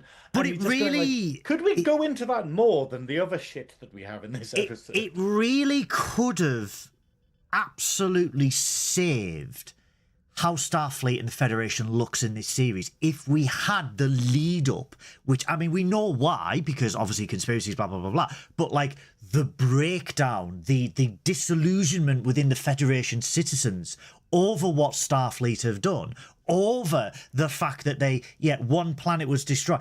But the Federation and Starfleet have more than one fucking shipyard. They have more than one facility. They have plenty of ships in mothball. Yeah. Was there a concerted effort by Picard to go, right, we've lost the evacuation fleet. However, we've got all these mothball yards. We've got all these old ships. We can rally together and have this evacuation flotilla and go in and do... Yeah. We get none of that, and it feels like it's a major event. Hey, we could have had the whole show being that event, but in fact, we'll just mention it as something that happened previously. The Romulan War is the same thing. Like, it's a major event, and you get nothing from it. This again, because if you look at the series that have happened around this time, you've had Prodigy, you've had Lower Decks, right? They have happened before the Romulan evacuation. There is a large chunk of time where you could really focus a properly serious series on the breakdown of that, the aftermath of the bombing of Mars, the aftermath of the Federation, for the first time ever, retracting an olive branch to help another species, and how this affects, do Federation members leave the Union? Do they formally protest? Is there a concerted effort by other people within the Federation to help the Romulans? Is this why Raffi's son is married to a Romulan? Was he part of the refugee team? That's what's so fucking... Oh, it's so annoying because there's so much potential with the thing. Like, welcome back, by the way, Chris. But they forgot about their other ships. There you go. Take the fucking androids out of season 1 of Picard. Take all of the android shit out of it. We don't need Data. We'll get to Data fucking later. We don't need the fucking twins. You're sitting there being like, so after the destruction of Romulus, all of the asylum seekers basically fled from that and integrated into other cultures. And other cultures rebelled against it. So we're just going, okay, so what do we have with the androids? Oh, well, there was an uprising on Mars, and then suddenly everyone hates androids. So androids have been banned and blah, blah, blah. But there's these androids that need help. And you're sitting here be like, how about it's Romulans? Rather than androids, how about it's a Romulan sisters or whatever, and they, and that's the whole thing. It's basically all about asylum seekers. It's all about dealing with that, and that's what the plot is. But the stuff that it does with androids is stuff that it could have done with But Romulans. instead, And then it could have had like Raffi being this crazy drug-addled conspiracy theorist, like she's painted out to be, but never shown as in the episodes. And you're just going, he chose to start dating a Romulan woman. And yeah, then Raffi could have been like, but they're the enemy. Like, yeah, like we had during the Afghanistan war and stuff, where people are like, you can't date a Muslim because they're evil, blah, blah, blah. And it's just this. And then that's how the relationship could have broken down. Her being so ingrained in this conspiracy mindset of, oh, the other is terrifying or they are the enemy or something, that he refused his, like, her son's, like, sort of, like, wife, and this is her chance, her attempting to sort of reconcile that after she's realized actually the Romulans aren't that bad and it's only the Tal Shiar, like the Tal. It's like with fucking Hamas and Gaza and Palestine, where you just kind of go like, Hamas doesn't represent Palestine.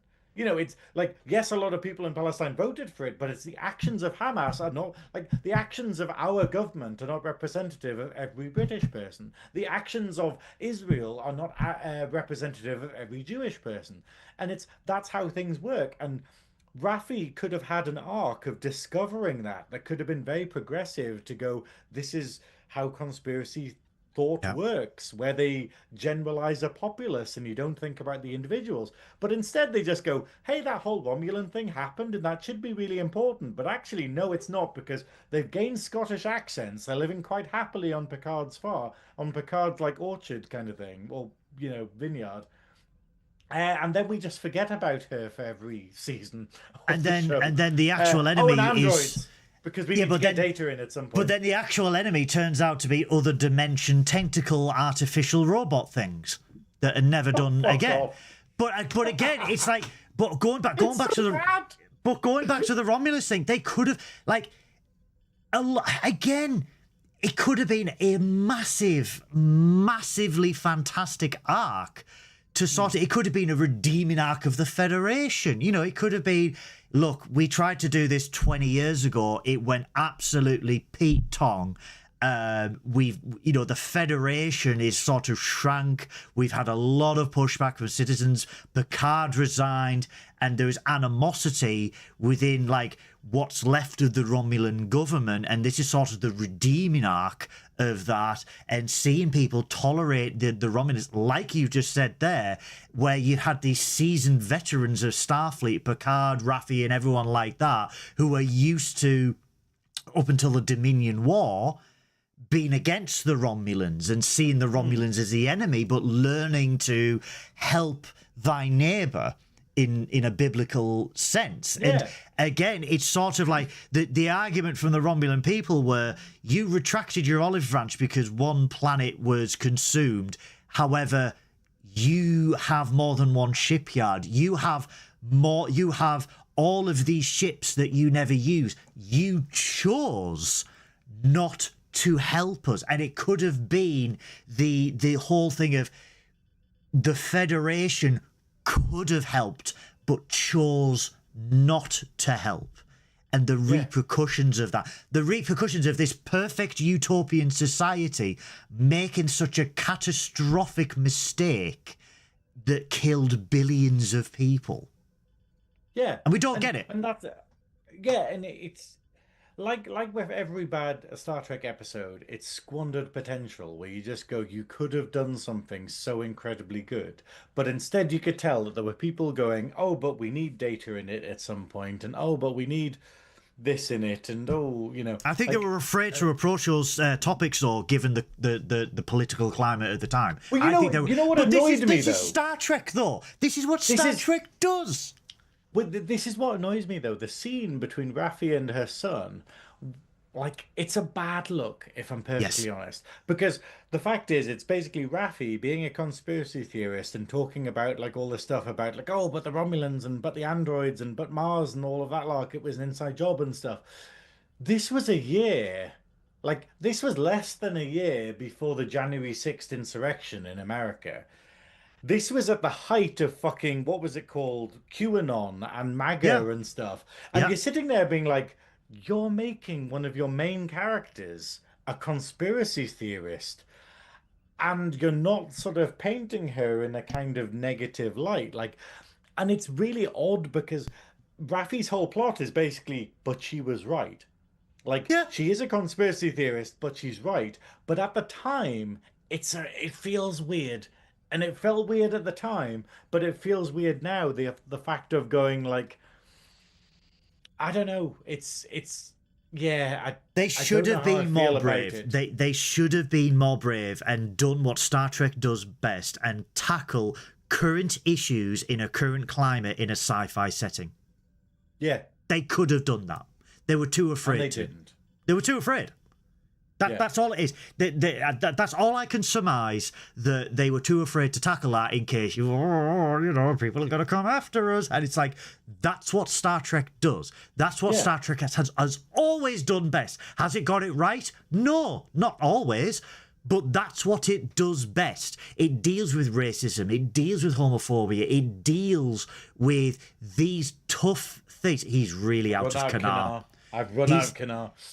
This is what Star Trek does best, and they could have really nailed the whole issue with Romulus, and they just don't. They just don't. They leave it, and once again, we are left with an era of Star Trek that is begging to be explored, that is actually universe defying. It defines the new landscape of the Star Trek universe, and they've went, yeah, that happened, didn't it?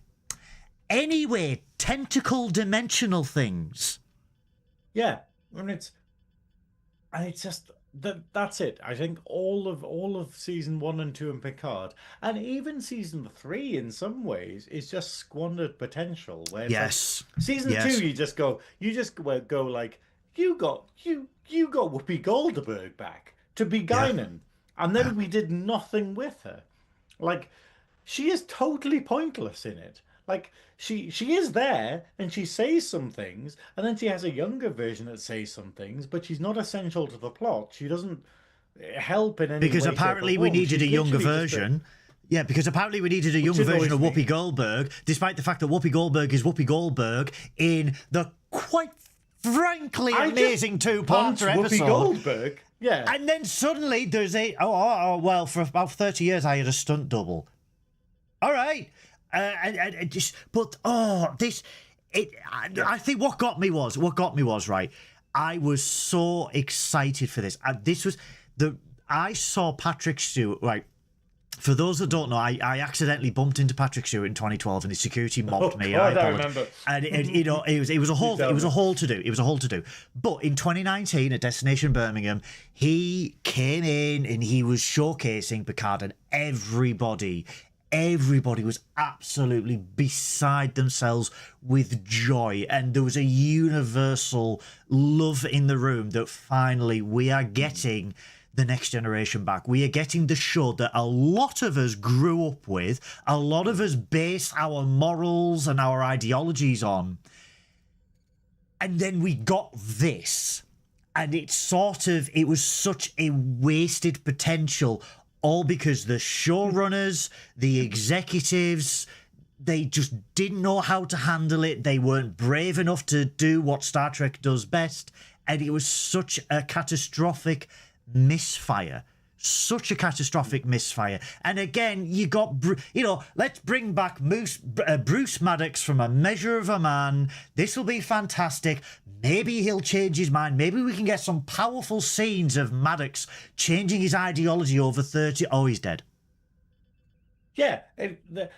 You could have happily named a different... You could have created a whole new character and said, hey, he's an Earth sort of android expert. It didn't need to be Bruce Maddox. No, it didn't. Nothing about this references, and it feels like someone who just got the Wikipedia page and threw some names into the pot and went, people will be happy if we mention that. Oh, if there's a bottle on the table and it's got some green liquid in, people will be excited about that. Let's have some Tranya. Oh, it's fucking awful. And but like, yeah, like on the subject of Maddox, it's like, yeah, they could have done so much with all of it, frankly. They really could. They really could. And it's just, I know it upsets me that the episode has it has no idea how to use its characters. It has no concept of tone or humor. It has no direction or purpose towards anything. Things just happen so that they happen. Like it's one of those ones where you're just sitting there being like, okay, so Seven has stopped strangling Vajazzle now, Yeah. so the guards shoot her in the head. And then they go and take the Borg implants, right? Cool, that's what you would do. But instead, it's like, nah, we just stand around chatting for a while, don't we? And And then, I'm like, for Elnor. instance, like, yeah, and Elnor's like, and I'm here. And it's, I think that's what annoyed me about Picard, where it just went, it was one of those ones that didn't realize that you have characters for a purpose. It was one of these ones where it just went like, oh, we need loads of characters because that's what you do in film, in TV and stuff. Like, so it like gains element like this. You know what was the frightening thing? I watched this and I was like, that was awful. That was genuinely terrible, terrible television, and I hated every moment of it. And we haven't even got the fucking shitty Romulans in yet. They haven't appeared yet. Like Yeah. the fucking, you know that fucking wet guy. Where I forgot. I don't know what his name is as a character, but it's basically imagine as a Romulan, but where they've mixed it with basically all of the shitty sort of wet watching their wife get cucked Oh, the brother aspects and of Jack. sister. Yeah, like Yeah. aspects of Jack Whitehall, and just gone like, hey, what if we took the shittest bits of a British person and just put them into like this random Romulan Yeah, guy why do and we his give him sister? Yeah, why do we give him incestual overtones so the audience doesn't know if they are brother and sister yet, which is I'm sorry. Yeah, It is creepy. And those who watch my Twitch will know the whole incest gate. It is creepy. It is beyond creepy, but and like, it did not if need they'd to be there. worked them in as better villains, if Yeah. they'd done some character development on them, if there'd been some foreshadowing of them, like maybe because we do get on the artifact, we get like scenes between what's her name, Soji and whatever the Romulan guy's called, I've forgotten. You get this kind of thing, Elnor. and it's like that's kind of cool. Oh, no, yeah. No, the Sorry. Romulan Yeah, guy, the other one. Yeah, yeah, yeah. fucking wet one. But it's you get these scenes, but then it just doesn't work, and he's But just again, not like, believable as a villain. But I think the worst thing is the incest thing could have worked if they'd been fleshed out better as villains. yeah. But you know what annoys me? I'm going to go on a different rant here, okay? Like, I'm going to do a separate tangent rant. But basically, gay thirst is a thing, okay? Yeah. Like the gay community where we have characters that are attractive and we kind of look over the faults. And the horrible thing is in the gay Trek community, there is so much thirst for the actor who plays Elnor, and there's so much thirst for the guy who plays the Romulan guy, and they're just like, oh my god, he's so sexy, oh he's so hot and stuff, and I'm like, why is he here? Like I'm literally like, Yeah. I don't care that the guy playing Elnor is cute or whatever, or that the Romulan guy is kind of hot, but it's this idea going, but they need to do more than that. Like, and it's so annoying. Like the first time we see Rios, he literally had in Picard season 1, he has his shirt off, Yeah. and it's as if going like, hey, we have this character here because we had a set of tick boxes, and you've got to have a weirdly sexy villain, and you've got to have a sexy like Spanish guy in it kind of thing, and oh well, he's got his shirt off because that's what he's there for, and then we're never going to use his character for anything more, and then he's just going to vanish at the end of season 2, like, and it's the epitome of like Star Trek was good because it knew what to do with its characters. It went like, hey, this character is a science officer, so they don't need to be here, or they don't need to be on this, or and then when you went, oh, these characters are on the away mission because they make sense being on the away mission, and Picard can't be because those are the rules for it, kind of thing. And then it gets to like stuff where they're just going like with Voyager, where it goes, why is Neelix on the away mission? Oh, because they need to do something with Neelix, and you're just like, why is Rios in this episode being a pimp? Because they need to do something with Rios. There's- Why is Agnes having a thing doing the transporter thing?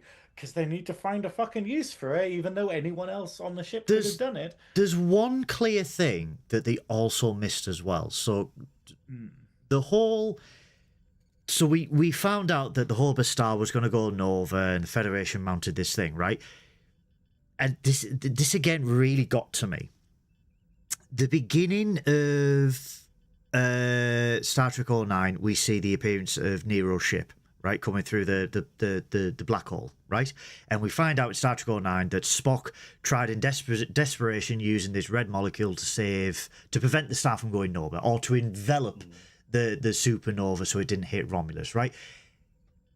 In no reference at all, right? Now, no reference at all is this made in Picard Season 1, right? In the fact that, all right, so the Federation retracted its olive branch and, that was it. They could have said, but the Vulcans broke away, realize, to help their distant cousins.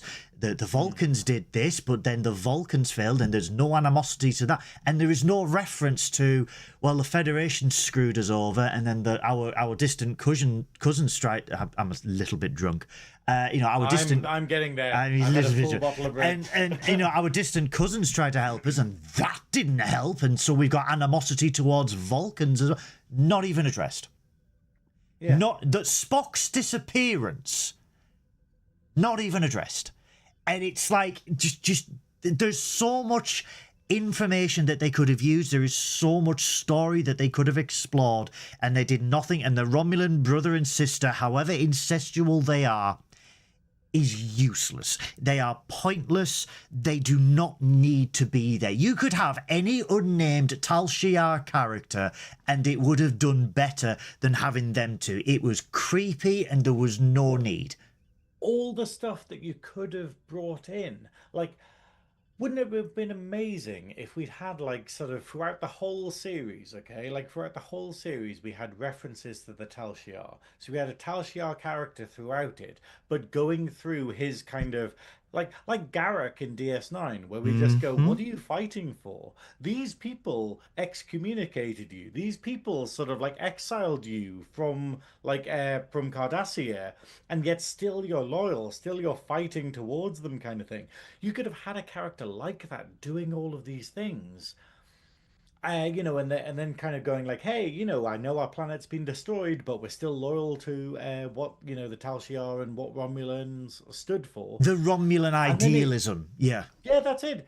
But it doesn't. Instead, it just kind of goes, well, they're just there in the background, and we won't really have any background on them. It's just weird. Like, it literally, it's it tries sad. to go, hey, Romulans are like three-dimensional creatures, but also let's just have them being really sneaky for no real reason. It's so sad, because what the Next Generation did absolutely fantastically well is flesh out Romulans and Romulan culture. It did it so bloody well. And... But there still needs more, because we never got it in Enterprise. We never fucking got in...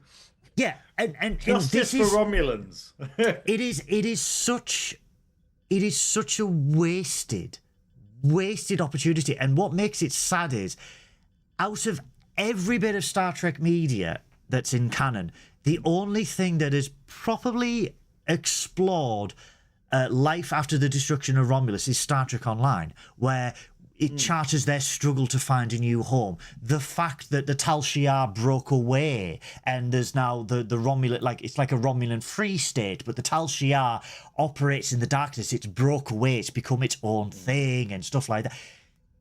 We get nothing of this in this series. We get nothing of it in season 2. We get nothing of it in season 3. There is absolutely dick when it comes to the Romulans. The Tal Shiar exist. It forgets that the Romulans exist. Romulus thing.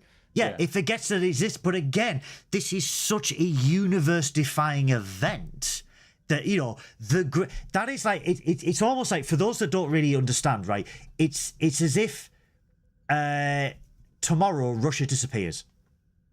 Yeah. That's the type, like, what the hell would happen?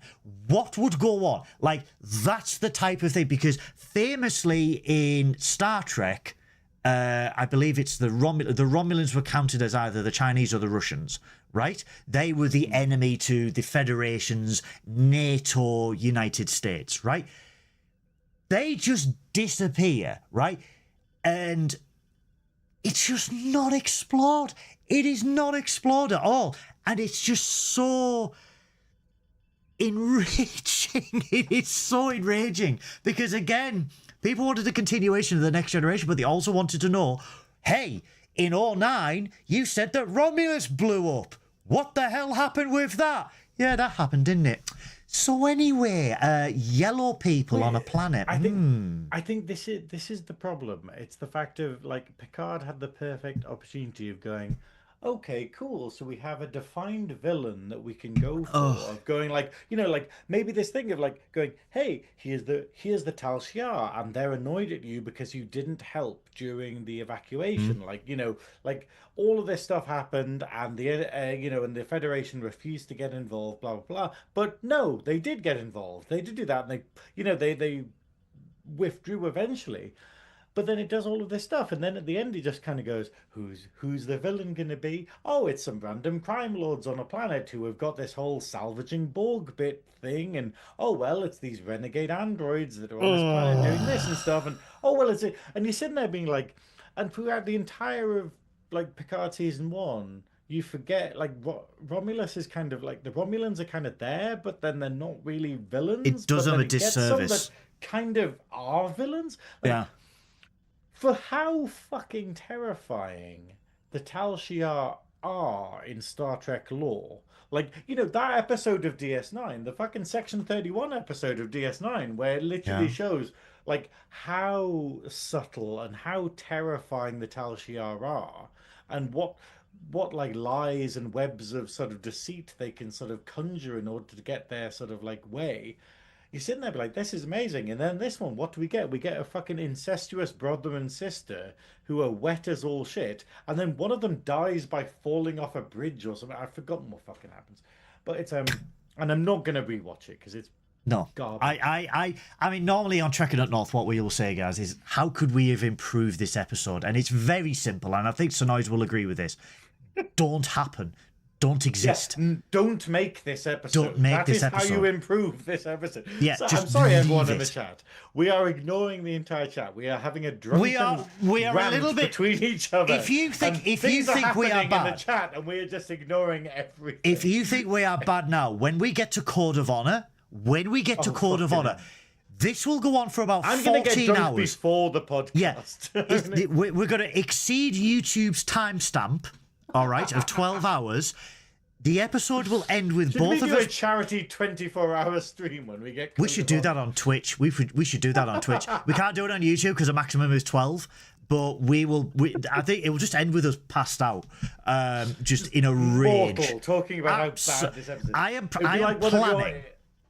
am planning the alcohol that I am going to get, and one of it is Chateau Picard. I want mid-wine for this episode. If I don't die from alcohol poisoning when we're recording like our review of Star Trek wines, I have got your pick, your guitar pick, okay? Send me a bottle of Chateau Picard, right? And I will absolutely polish it. And I almost hope I fail this week's challenge so we get Code of Honor. Oh God. I think do you know what? I've got a busy week next week. I need a good episode. I think, when is my birthday? My birthday is on Thursday, but I think for the 19th of December we should do a Code of Honor stream, and I just get absolutely fucking mortaled. And the problem is it's worryingly likely because the dabble wheel of shame, due to our incompetence, is getting gradually lesser. So there's a high chance we might get Code of Honor. This has been an episode where we have needed, because we have never reviewed season 1 or 2 of Picard, right? We have done season 3. That's where we famously started Trekking Up North. We covered that. We loved it. We had the whole Keiko O'Brien conspiracy. But we have never been able to properly vent at the shortcomings of 2020 Star Trek universe, where it was at its most egregious, it was at its most laziest, where there was just an arrogance within Paramount to go, we can just put out any shit and they will eat it up. And it was the sheer fact that the audience bit back so hard that they made the modicum of effort and decided to bring in competent writers, competent production staff, and bring back the legacy actors to actually make something as masterful as season 3 of Picard. Yeah. Yeah. And this is the thing, though. Season 3, I'm going to be devil's advocate here. Season 3 of Picard isn't brilliant. Season 3 of Picard is above average. Like, it's got decent moments, it's got crap moments. Compared to what we had previously, it was damn but because, good. Because Discovery and season 1 and 2 in Picard are so fucking terrible, the season 3 was just like, well, at least I don't want to turn it off, was like, that is me being negative, but it's the fact of I've got to be negative in order to have it's any the berets. weight when I'm positive. It's the berets. We are resisting. I suddenly feel like going on strike. I feel like putting a sausage in a baguette. I feel like putting a sausage in a baguette. Do you have any? Oh, I've got too many fucking notes. Fucking hell. Do you want to leave it because we have been going for 2 hours? Is death an option? That's how I'm feeling it. Right, the thing is, guys, for those that are new to Trekkin' Up North, by the way, hello Trek recommendations. For those that are new to Trekkin' Up North, when there is a bad episode, right, I know it's a bad episode, and I know exactly when Synoiz is watching it, because I get voice note after voice note after voice note after voice note, right? And I remember when you watched, was it the motion picture or Section 31? Christ. No, it's both of them. Right. Oh, no, it was Section 31. It was Section 31. Right, I know when... like me watching motion picture was me messaging you saying, "Hey, so theoretically, is it down the road or across the street?" That was that was my sort of sensation while watching the motion picture, and now you've got to do it minute by minute. When you, I know, 26 minutes so far. When it was a pile of shite and then a bald girl destroyed a wall, but now it's gone back to being crap again. I remember getting more voice notes for Section 31 than the runtime of Section 31. It was absolutely hilarious. Shall we end our review there? Hold on. I have a couple of things, okay? God. I'm just going to blaze through them, okay? Okay, so, yeah, hilariously, okay, the Icheb scene at the beginning, it's very harrowing and stuff like that, but Icheb doesn't actually ever ask for death, and then Seven just kills him. No, so he does. He does. He indicates to Seven that he wants to end it, and she tries to delay it, and he goes, no, I want it, like, basically, like, now. That's how he wants to end it. Yeah, but it's very subtle. He realised he was in an episode of Picard. Yeah, but it's very subtle. He makes eye contact, but the problem is he doesn't have any eyes. Anyway. Yeah. But he doesn't have an eye. The other thing, I don't know, I was kind of offended on behalf of someone, is the fact of it makes a weird thing of when it cuts to being on Free Cloud, it shows like a little person. Like, to use the technical term, like a little person playing the piano. So it introduces this character that's a little person who's like some kind of singer, musician kind of thing. But it just hits weird for me because it kind of gets into that whole Star Wars kind of cantina vibe of going, look, it's a crazy sort of crime world kind of thing where it's got all these weird aliens living everywhere. And kind of the way it hits for me is going, look, there's a little person. That's like an alien, isn't it? And do you know the vibe I got? Do you know the vibe I got? Total Recall. Yeah, and I'm sitting here being like, sort of like, I don't like this. I don't like the fact that it's kind of, hey, look, it's a cantina full of sort of alien species and stuff, and then we've literally, without any prosthetics or makeup, just got a little person there and gone like, well, that's practically an alien, isn't it? And I don't know, that's how it hits in the episode, and it feels weird that, and also it doesn't do anything with this character. It has like them playing the piano, but then there's never any piano music, and then it shows them teleporting at the end when they're escaping, and I don't know, it feels weird to me. Obviously, what have we got? We've got fucking Vajazzled hideous fucking outfits. Hideous fucking outfits. Why they don't use the fucking like holograms for anything? Like, why is the EMH character here? Like all of the whole plot line of Rios having these holograms that are the crew of the ship, and then it doesn't do anything with them for the entire. So you're thing telling me? at So you're all. telling me, right? If someone is dying, the EMH can't do anything and can be easily turned off. Yeah. Hey, this person's fatally dying. Oh well, tell the EMH not to help then. And it's just like that seems like That goes against the something that would Hippocratic be. Code. Yeah, hey, do you have command codes, Girardi? You don't? Well, the EMH will help then, because that's kind of how, it's like your computer sort of needing to install something. You're like, do you have administrator access? No? Well, you can't change God. this then. Like all this stuff, and we literally, the way it paints Girardi, where we have her like the first time we see Girardi in this episode is she's crying while watching a video of Bruce Maddox, and we've never had any inclination that she's got any kind of relationship with Bruce Maddox. But it basically turns out that she was his student, and they were having some kind of sexual relationship together. And so she's getting sad watching videos of the two of them together where he's basically baking. So he's baking cookies himself and he's replicated all the ingredients. But the whole video is filmed by her laughing at him for baking food when you could just replicate it. And the whole vibe is like a future TikToker. We're just like, oh my God, I can't believe you're listening to vinyl albums. It's like a Gen A looking at someone loading a cassette, and it's like, yeah. Oh, I can't believe you're using a pencil and paper kind of thing. Oh, how crazy! Why didn't you just get AI to write it for you? Yeah. That's the kind of vibe it gives across, which doesn't help us like Girardi. Obviously, some aspects I like, such as like the hologram adverts when they get to Free Cloud. But then it's the idea of going, if you had it where any outside force could just hijack your communication or hologram system in order to project stuff in, that's dangerous as all shit. Like, imagine if you could literally just, like, you just had an open system where anyone could just, like, immediately make something appear in your house using your hologram system in order to do adverts and stuff. And it's like, that are you seems telling like me? it's not very well thought Are you out. telling me in the 25th century, in the 24th century, sorry, because this is 2399, that your ship does not have a pop-up blocker?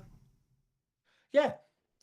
Basic stuff like that. It's like the next note I have is no idea what to do with the characters. That's fine. Obviously, Raffi just Googling the black market to see what's going on. Oh, blackmarket.com. Yeah. Yeah, just that's it. Yeah. Picard doing appropriately sinister. Oh, no. It's no. like, but this is the problem though. It's like, Picard, you are French. You are fucking You're meant French. to be French. You Like, are French. We are operating in the disbelief that Picard is speaking French, and the universal translator is translating him into English the same way that we do with other languages. That's No, the belief he's that we're not. working on, because He's not. He is actually speaking British because his family is originally from England and moved to France. But why is his brother French then?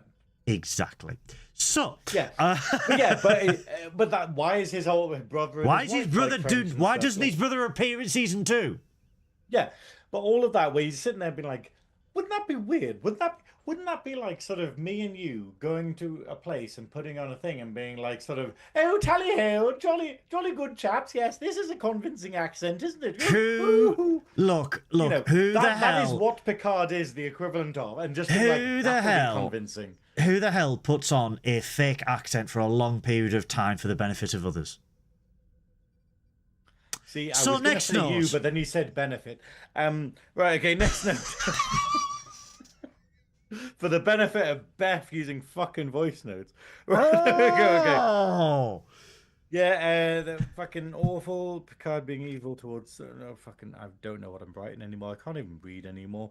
Yeah, basically the romance between Rios and Agnes. Like, Like, I just Is it a genuinely like. romance, though? If you put an elephant and a horse in a room, you just kind of sit there being like, that's great, they're probably not going to fuck.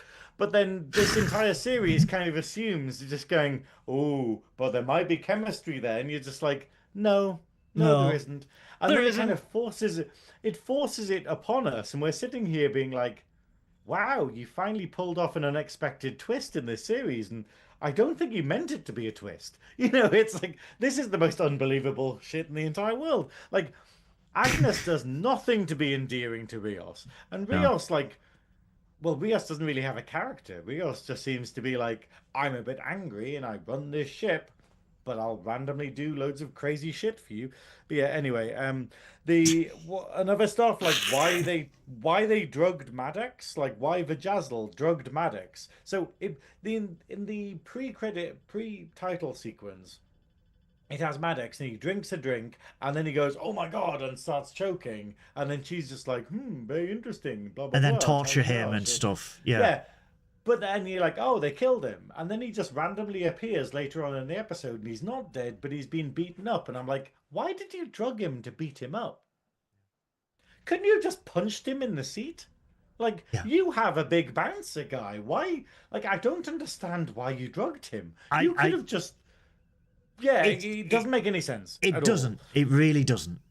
Yeah, I was like, oh, he's dead then. Like, he's been drugged and he died, blah, blah, blah. And that when he appears later, it'll be like a sort of hologram or something like that, and it's some kind of trick. And be like, no, they just drugged him for no reason, then beat him up a bit, but then still got him out again anyway.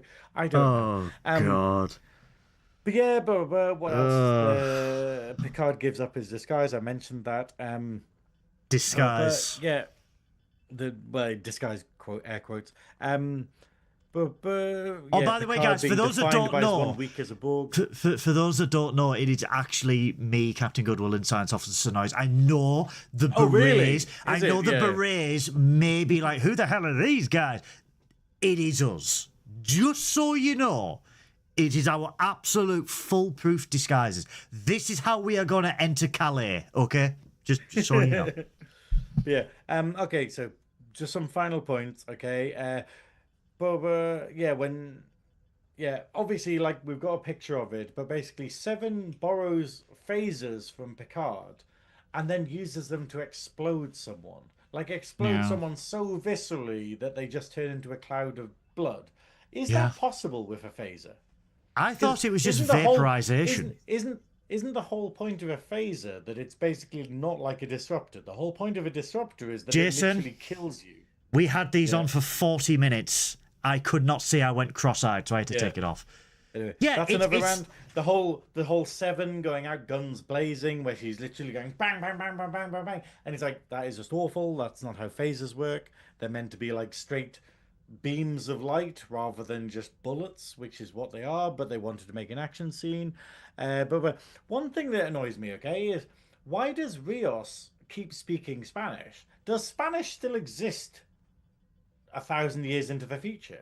It's not 1,000 You years. don't It's have it only. with anyone It's not else, 1,000 do we? years. It's only 300 years into the future. Look at Erica Ortegas No, but- in Strange New Worlds. She speaks Spanish as well. But it is this thing of just sitting there being like, sort of, is this a thing? Like, surely Yeah. Earth culture has united so much that we've kind of got rid of culture in a. But technically, no. I mean, look at it this way: you can treat it as a regional dialect. If you look at the Next Generation, even Picard goes merde. Picard says shit. No, it's a good point actually. And it's one of those things where it's like everyone will have an accent. Everyone has that dialect, and it could be that the language is still spoken because it's a tradition. The language is still spoken because it's bled into the universal language. The problem is though, why do we not get that with any other culture? Why do we not get dialects of Klingon? Why do we not get dialects of Vulcan or Romulan? Like, it's the idea of all other cultures. And they're in Star there, Trek but they just haven't speak this explored it. universal language. Like why is it not like England, where you can meet someone from Birmingham and be like, "What the fuck are you saying?" Like, or I can meet someone from my hometown of Newcastle and be like, "I have no idea what these words are. Try harder." It's fantastic, guys, because Synoiz is a Geordie, but you will never, ever, ever, ever believe it. He is overcome this disability with tremendous achievement. And it's like people believing I'm an American. I can deal with sort of accents and stuff, but obviously with Geordie we have deepest, darkest Geordie, Spanish where you're just Klingon. Like, those are not words. Jason just put Spanish Klingon. Oh God, how would you do a Spanish? Hola, Kipla. There you go. Kipla. Yeah. Okay. So we're finally to the end of my rants at the minute. Okay. I want to do a Birmingham. I want to do a Birmingham Klingon. Hang on. Okay, hold on. Oh, toch bech. There we go. Right, I'm going. Birmingham Klingon is fucking brilliant. Today's a good day to die. Kapla. Oh, kapla. Toch bech. I'm off to Stavricore. Stop this. This is fucking killing me. But yeah, my final notes. Okay, I have 2 final notes. Okay, before we get onto the thing, is the idea of like one of the best parts of the episode is obviously watching it on Amazon Prime. Is pausing it and then it comes up with a content warning at the top of it. Okay, where it says really? It says basically like, oh, this has sex in it, or this has like sort of violence or whatever in it. In this, it came up with flashing lights, foul language, but for some reason I read it as 4 lights and thought it was a read upon Picard. Yeah, Chris Warner's in this.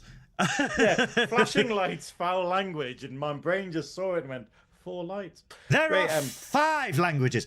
Can you do a London accent? Stab. God, could you do a Cockney Klingon? I think you could really do Candy Essex, like, oh, Kepler. Yeah. Oh my God. I'm off to Stavricore. Stavricore. Right. Someone get me some blood wine. Yeah. Anyway. Oh my God, I've got to add so many blood wine. Oh my God. Oh my God. Tits. Oh, I tell you, her bird of prey. Oh. Anyway. Oh. But yeah, and the other thing is, this is something that you pointed out where you were looking at on Amazon Prime, and it had like the sort of, and you basically sent me a photo of on IMDb. On Amazon Prime. Yeah. Oh, it's IMDb. Yeah. Yeah. And what was the accidental mistake? So guys, I sent. I mean, you sent me a screenshot basically. I sent Synoiz. Spot the mistake. Yeah, I said Synoiz a screenshot of the IMDb for Stardust City Rag, and I said, spot the mistake. And he immediately came back and said, it says Alison Pill as a star. So after I stopped pissing myself laughing, I said, no, look again. The writer of Stardust City Rag is Kirsten Bear, Nick Zayas, and Gene Roddenberry. So after 30 years of being dead... Fairly difficult. After 30 years of being dead...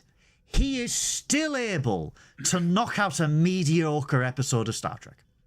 That's good. I think that the one thing that we can say about this episode, without any kind of, concern about being wrong, is that this episode made Gene Roddenberry turn so much in his grave that we could attach a battery to him and power fucking London. Oh God, the gravitational pull that he generated from this. And this is really good. This is so good. We have perpetual motion.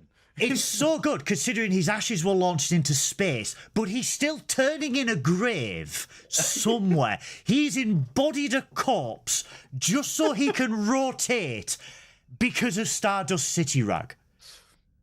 It was so bad. Like, let's finish this, but... Oh God, let's just fuck this episode, okay? This is I'm gonna say, okay, like after picking out all of our worst episodes in the Dabo Wheel of Shame, this is probably the worst one we've had. And I selected it. I selected it. You selected it, and you were right to select it. I'm but quite also, proud. I hate you for making me watch this. I'm quite proud that I have been able to make Synoiz drain his bottle of Canar from Damar. Oh my. Full bottle of wine. He's got this I've far got a quiz to do tomorrow. I've got a quiz to join tomorrow. I've got my mullet. My mullet got delivered, by the way. I'm so excited, by the way, because Jess has got. We've got 2 new rounds in it, and they are fucking ludicrous. They are brilliant. And I've basically just let Jess do whatever she wants, and it made me giggle. So I was like, "Yeah, go on, let's do that." So I'm excited. She is absolutely terrifying, and I can't wait for her to open up her Greg's Bakery soon. Anyway, shall we move on to the next segment of the show? Because, ladies and gentlemen, boys and girls, we are receiving an incoming transmission. Incoming transmission. We finally fucking got here. Shh, we're being professional. Here we go. All right, boys. Oh? Duncan K. Fraser, a.k.a. He's kinda Gus hot. Walsh here with your trivia question. What is the name of the Klingon weapon designed by the legendary Dan Curry that Worf used to slay a Borg in zero-G combat on Star Trek First Contact? Koala!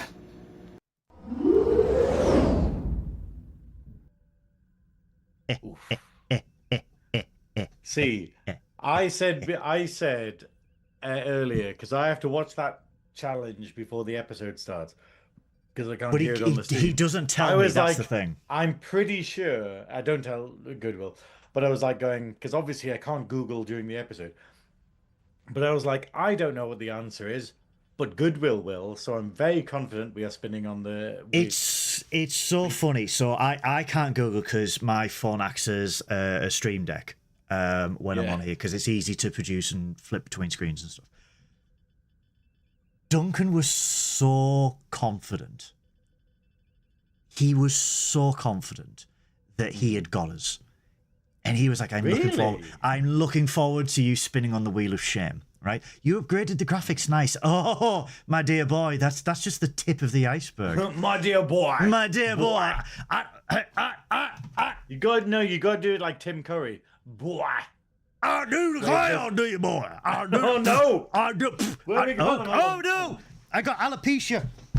I do declare, dear boy. I do declare. I do declare. I do declare. That is a nice. No. That is a nice chocolate eclair that you got there. I do declare, I have made many upgrades to which you will not see until season 4. Yeah, so there's a lot coming. There's a lot coming. Because I have a lot of time in my hands, and I'm a perfectionist, and I'm in control. So give me your top 5 fuck yous. So. The question is, what is Worf's weapon in First Contact? So it's the one that I'm assuming it's the one that he pulls out. Is Duncan in the chat? Is it the one that he pulls out of his back on the deflector dish? That's the only weapon I can think of. It's not going to be his actual gun, yeah. What a tease. Oh, my dear boy, I'm the edgelord of Starfleet. I'm the edgelord of Starfleet. Captain Almost. Okay, so obviously the boomerang sword is a bat'leth.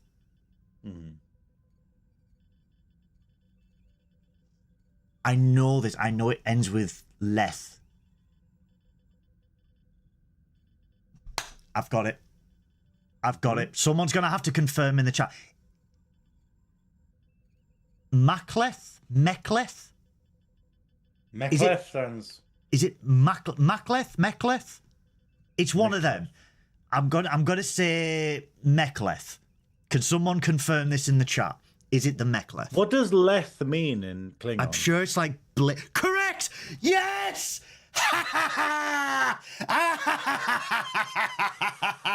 Is it? Ooh. Mechleth is a thing. Is it? Leth must mean sword, but hold blade. On, let's it's Google the Mechleth. Blade, yeah. Yeah, it's the blade under his tunic. Yes! Yes! Yes! Hold on. Are we doing it? Hang on. But are we double checking? He's confirming. He's confirming, everybody. He's confirming. Is it the weapon that he pulls out? So in First Contact on the deflector dish, when they adapt, he pulls out the blade from his suit and he uses it to stab him in the neck and cut their arm off and stuff like that. Yeah. And then he uses the cord of the arm to fix his suit because there's a pressure leak. So he's just walking around with a floating arm. Oh my god! Ding ding ding ding ding ding! That's it. I should have known this, but I had a mental blank when I heard the question. I didn't know, but I knew Goodwill would. First Contact is my favorite Star Trek. We get to spin on the double wheel of honor. Oh,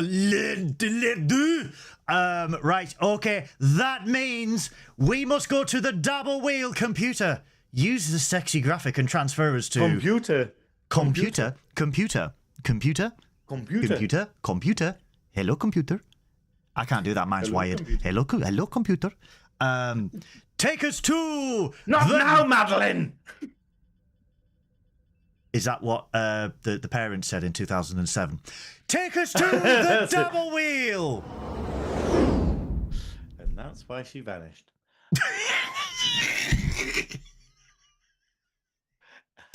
He found the formula of transparent aluminum.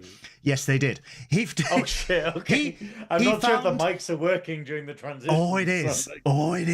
He found the solution for transparent aluminum, and that's when he became a negligent parent. Welcome everybody. Change that fucking wheel. I'm doing it. The double wheel of jizz. Welcome everybody to the double wheel of honor. For those bonus question, what is the Klingon blade Worf favors in Picard season 3? Oh, I thought it was still the mech. I thought it was still the mechleth. Because it's more efficient than a batleth. Although he does do batleth batleth Tai Chi, doesn't he, on the Lash Arena?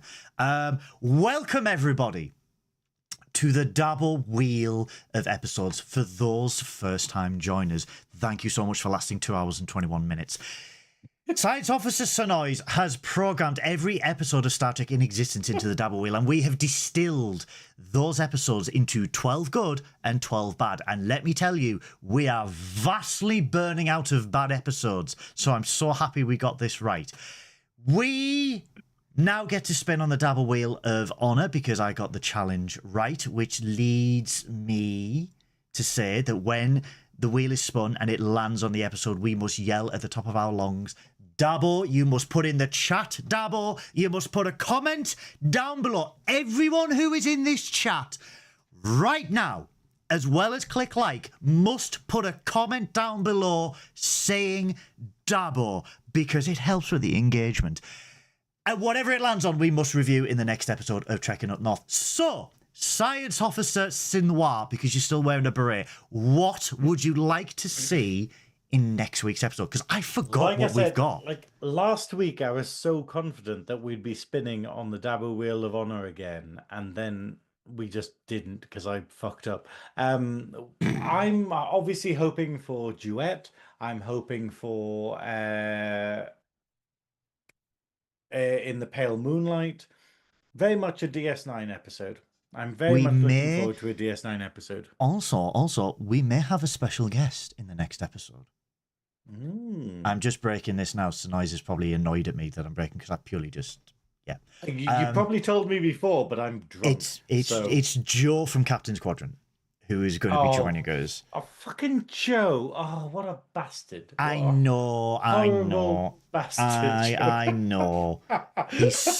He's such a lovely person and it makes me sick. I love Joe. I just love the idea of just being like, oh, what a fucking bastard. What a horrible bastard Joe is. We have to have a good episode and a bad guest. That's what we need. So I'm kind of hoping we get a terrible episode for Joe. Just be like, we love read this with us.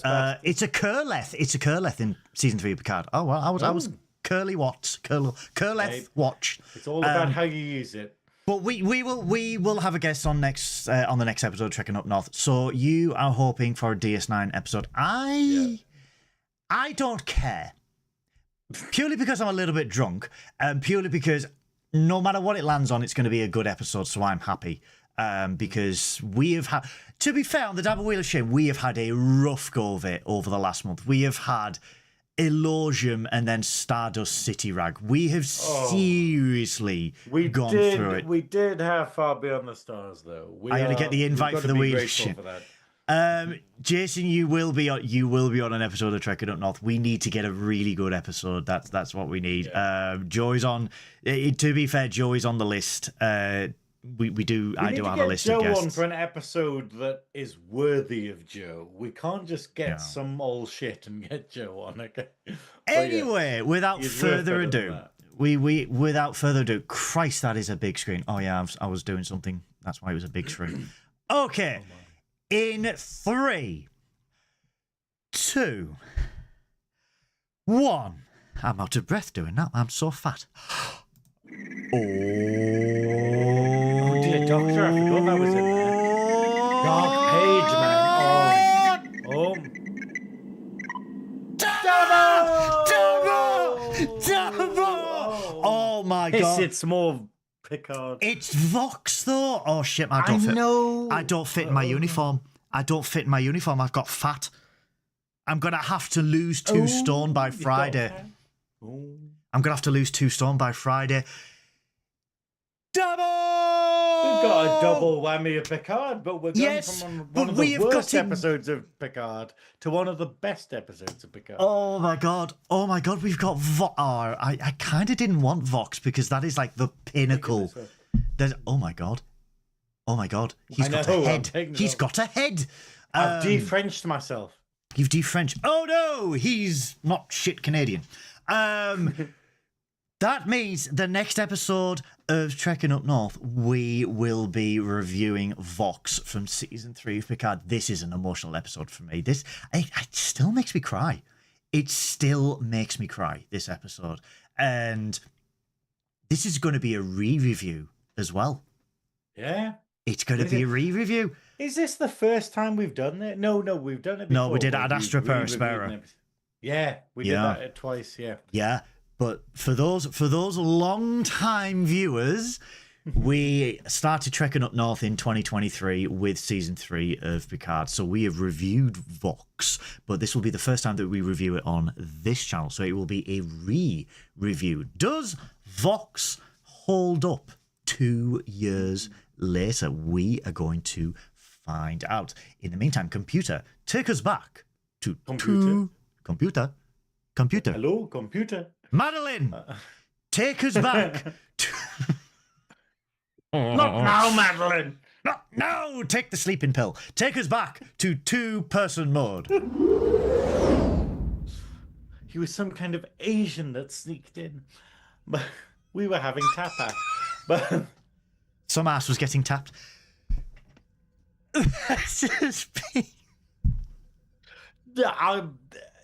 I'm upset that the algorithm has not cancelled us. Like, the YouTube hasn't ended our stream. Like, if we talk about certain wars that are happening in the world, the stream gets interrupted by YouTube. But we happily talk about fucking Madeline McCann. And it's like, yeah, fucking go with it. If you can't wait to see Captain Goodwill again till Friday, his episode of Trek Recommendations is out on Monday. That is right, everybody. That's right, Jason. If you look down in the links below, you will see one link to our wonderful friend Jason from Trek Recommendations, my episode, which is probably unhinged and probably took him quite a while to edit because he's like, oh God, please shut up about ships. But that is out on Monday, so you can follow Trek Recommendations down below. You can follow all of our friends of Trekking Up North in the links down below. You can follow me on all my socials. You can follow Synoiz on all the socials. There will be merchandise coming, guys. There will be eventually. There will be merchandise coming. But in the meantime, something exciting is happening tomorrow, isn't it, Synoiz? Yes. He says without full knowledge of what we mean. The quiz, you tit. Oh shit! Yeah. That shit's happening. Yeah. Oh my God! You have had too much canard. You have I've had way too much Cunard. Yeah. I'm just worried that there's 3 questions in the quiz where the answer is predator, and I've only got a couple of hours to like modify them. I'm just sitting there like, Tomorrow, hang on, have we really put 3 questions in that have the same fucking answer? Tomorrow is the not nerdy Epstein Island. Tomorrow, oh my god, Gok 5000, TikTok it. Tomorrow is the Nerdy Up North quiz at Geek Retreat Laser Quest in Sunderland at 6 p.m. till 8 p.m. Then, after that, oh, it's really coming down outside. Storms are brewing. Afterwards, we get fucking mortal. Laser Quest. Yeah. Laser Quest. I am so looking forward, because obviously tomorrow for the Nerdy Up North quiz, I will be there as one of my drag personas, Candy Snatch. I'm so excited about the idea of playing Laser Quest as Candy Snatch, who has huge fake bosoms, just running about like, oh my god, that shot hit me right in the tits. There is. I am very much looking forward to just how ludicrous this will be. If you are in the northeast of England, please, please, please, please, please, please come down and support Candy Snatch, the wonderful Jess. Yeah. I need a breathalyzer. This month for the quiz, we are raising money for a local charity called Fiscus. Now, what happened was, we were considering them for the December quiz, but we didn't think there was enough time to get the money in, because they are a charity that do a lot of good in the northeast of England. But the main thing that we're focusing on is they basically provide sort of Christmas like bundles for mothers. So basically they go, hey, cool, here's all of the stuff you need for your child over the Christmas period, all of the stuff that like a mother would need or whatever, because you would think that paying taxes provided all of that for people, but no, it doesn't anymore. Yeah. Thank you, Tory austerity. But so the main reason we're supporting this charity, and obviously in my dealings with them, organizing them being the the receiving charity for this month, is me going like, hey, cool, this is the intention. The intention is that any money we raise goes towards these Christmas baskets so that we can help out a lot of like young parents in the northeast of England. Yeah, so they're our charity for this month. So if you come along, if you donate to the cause, if you buy raffle tickets, if you take part in Laser Quest, or the quiz itself, that money goes towards a good local charity that helps real people. So yeah. Fantastic. And will you be on Twitch anytime soon? I'm going to be on Twitch after this. It's going to be a fucking mess, because I'm going to be playing Final Fantasy IX. I have so much stuff left to do for the quiz, but luckily Candy Snatch is a really easy makeup to do, so I only need to start getting ready at about sort of 3 o'clock tomorrow, so I get a morning. I can probably go to a Greg's and get a breakfast.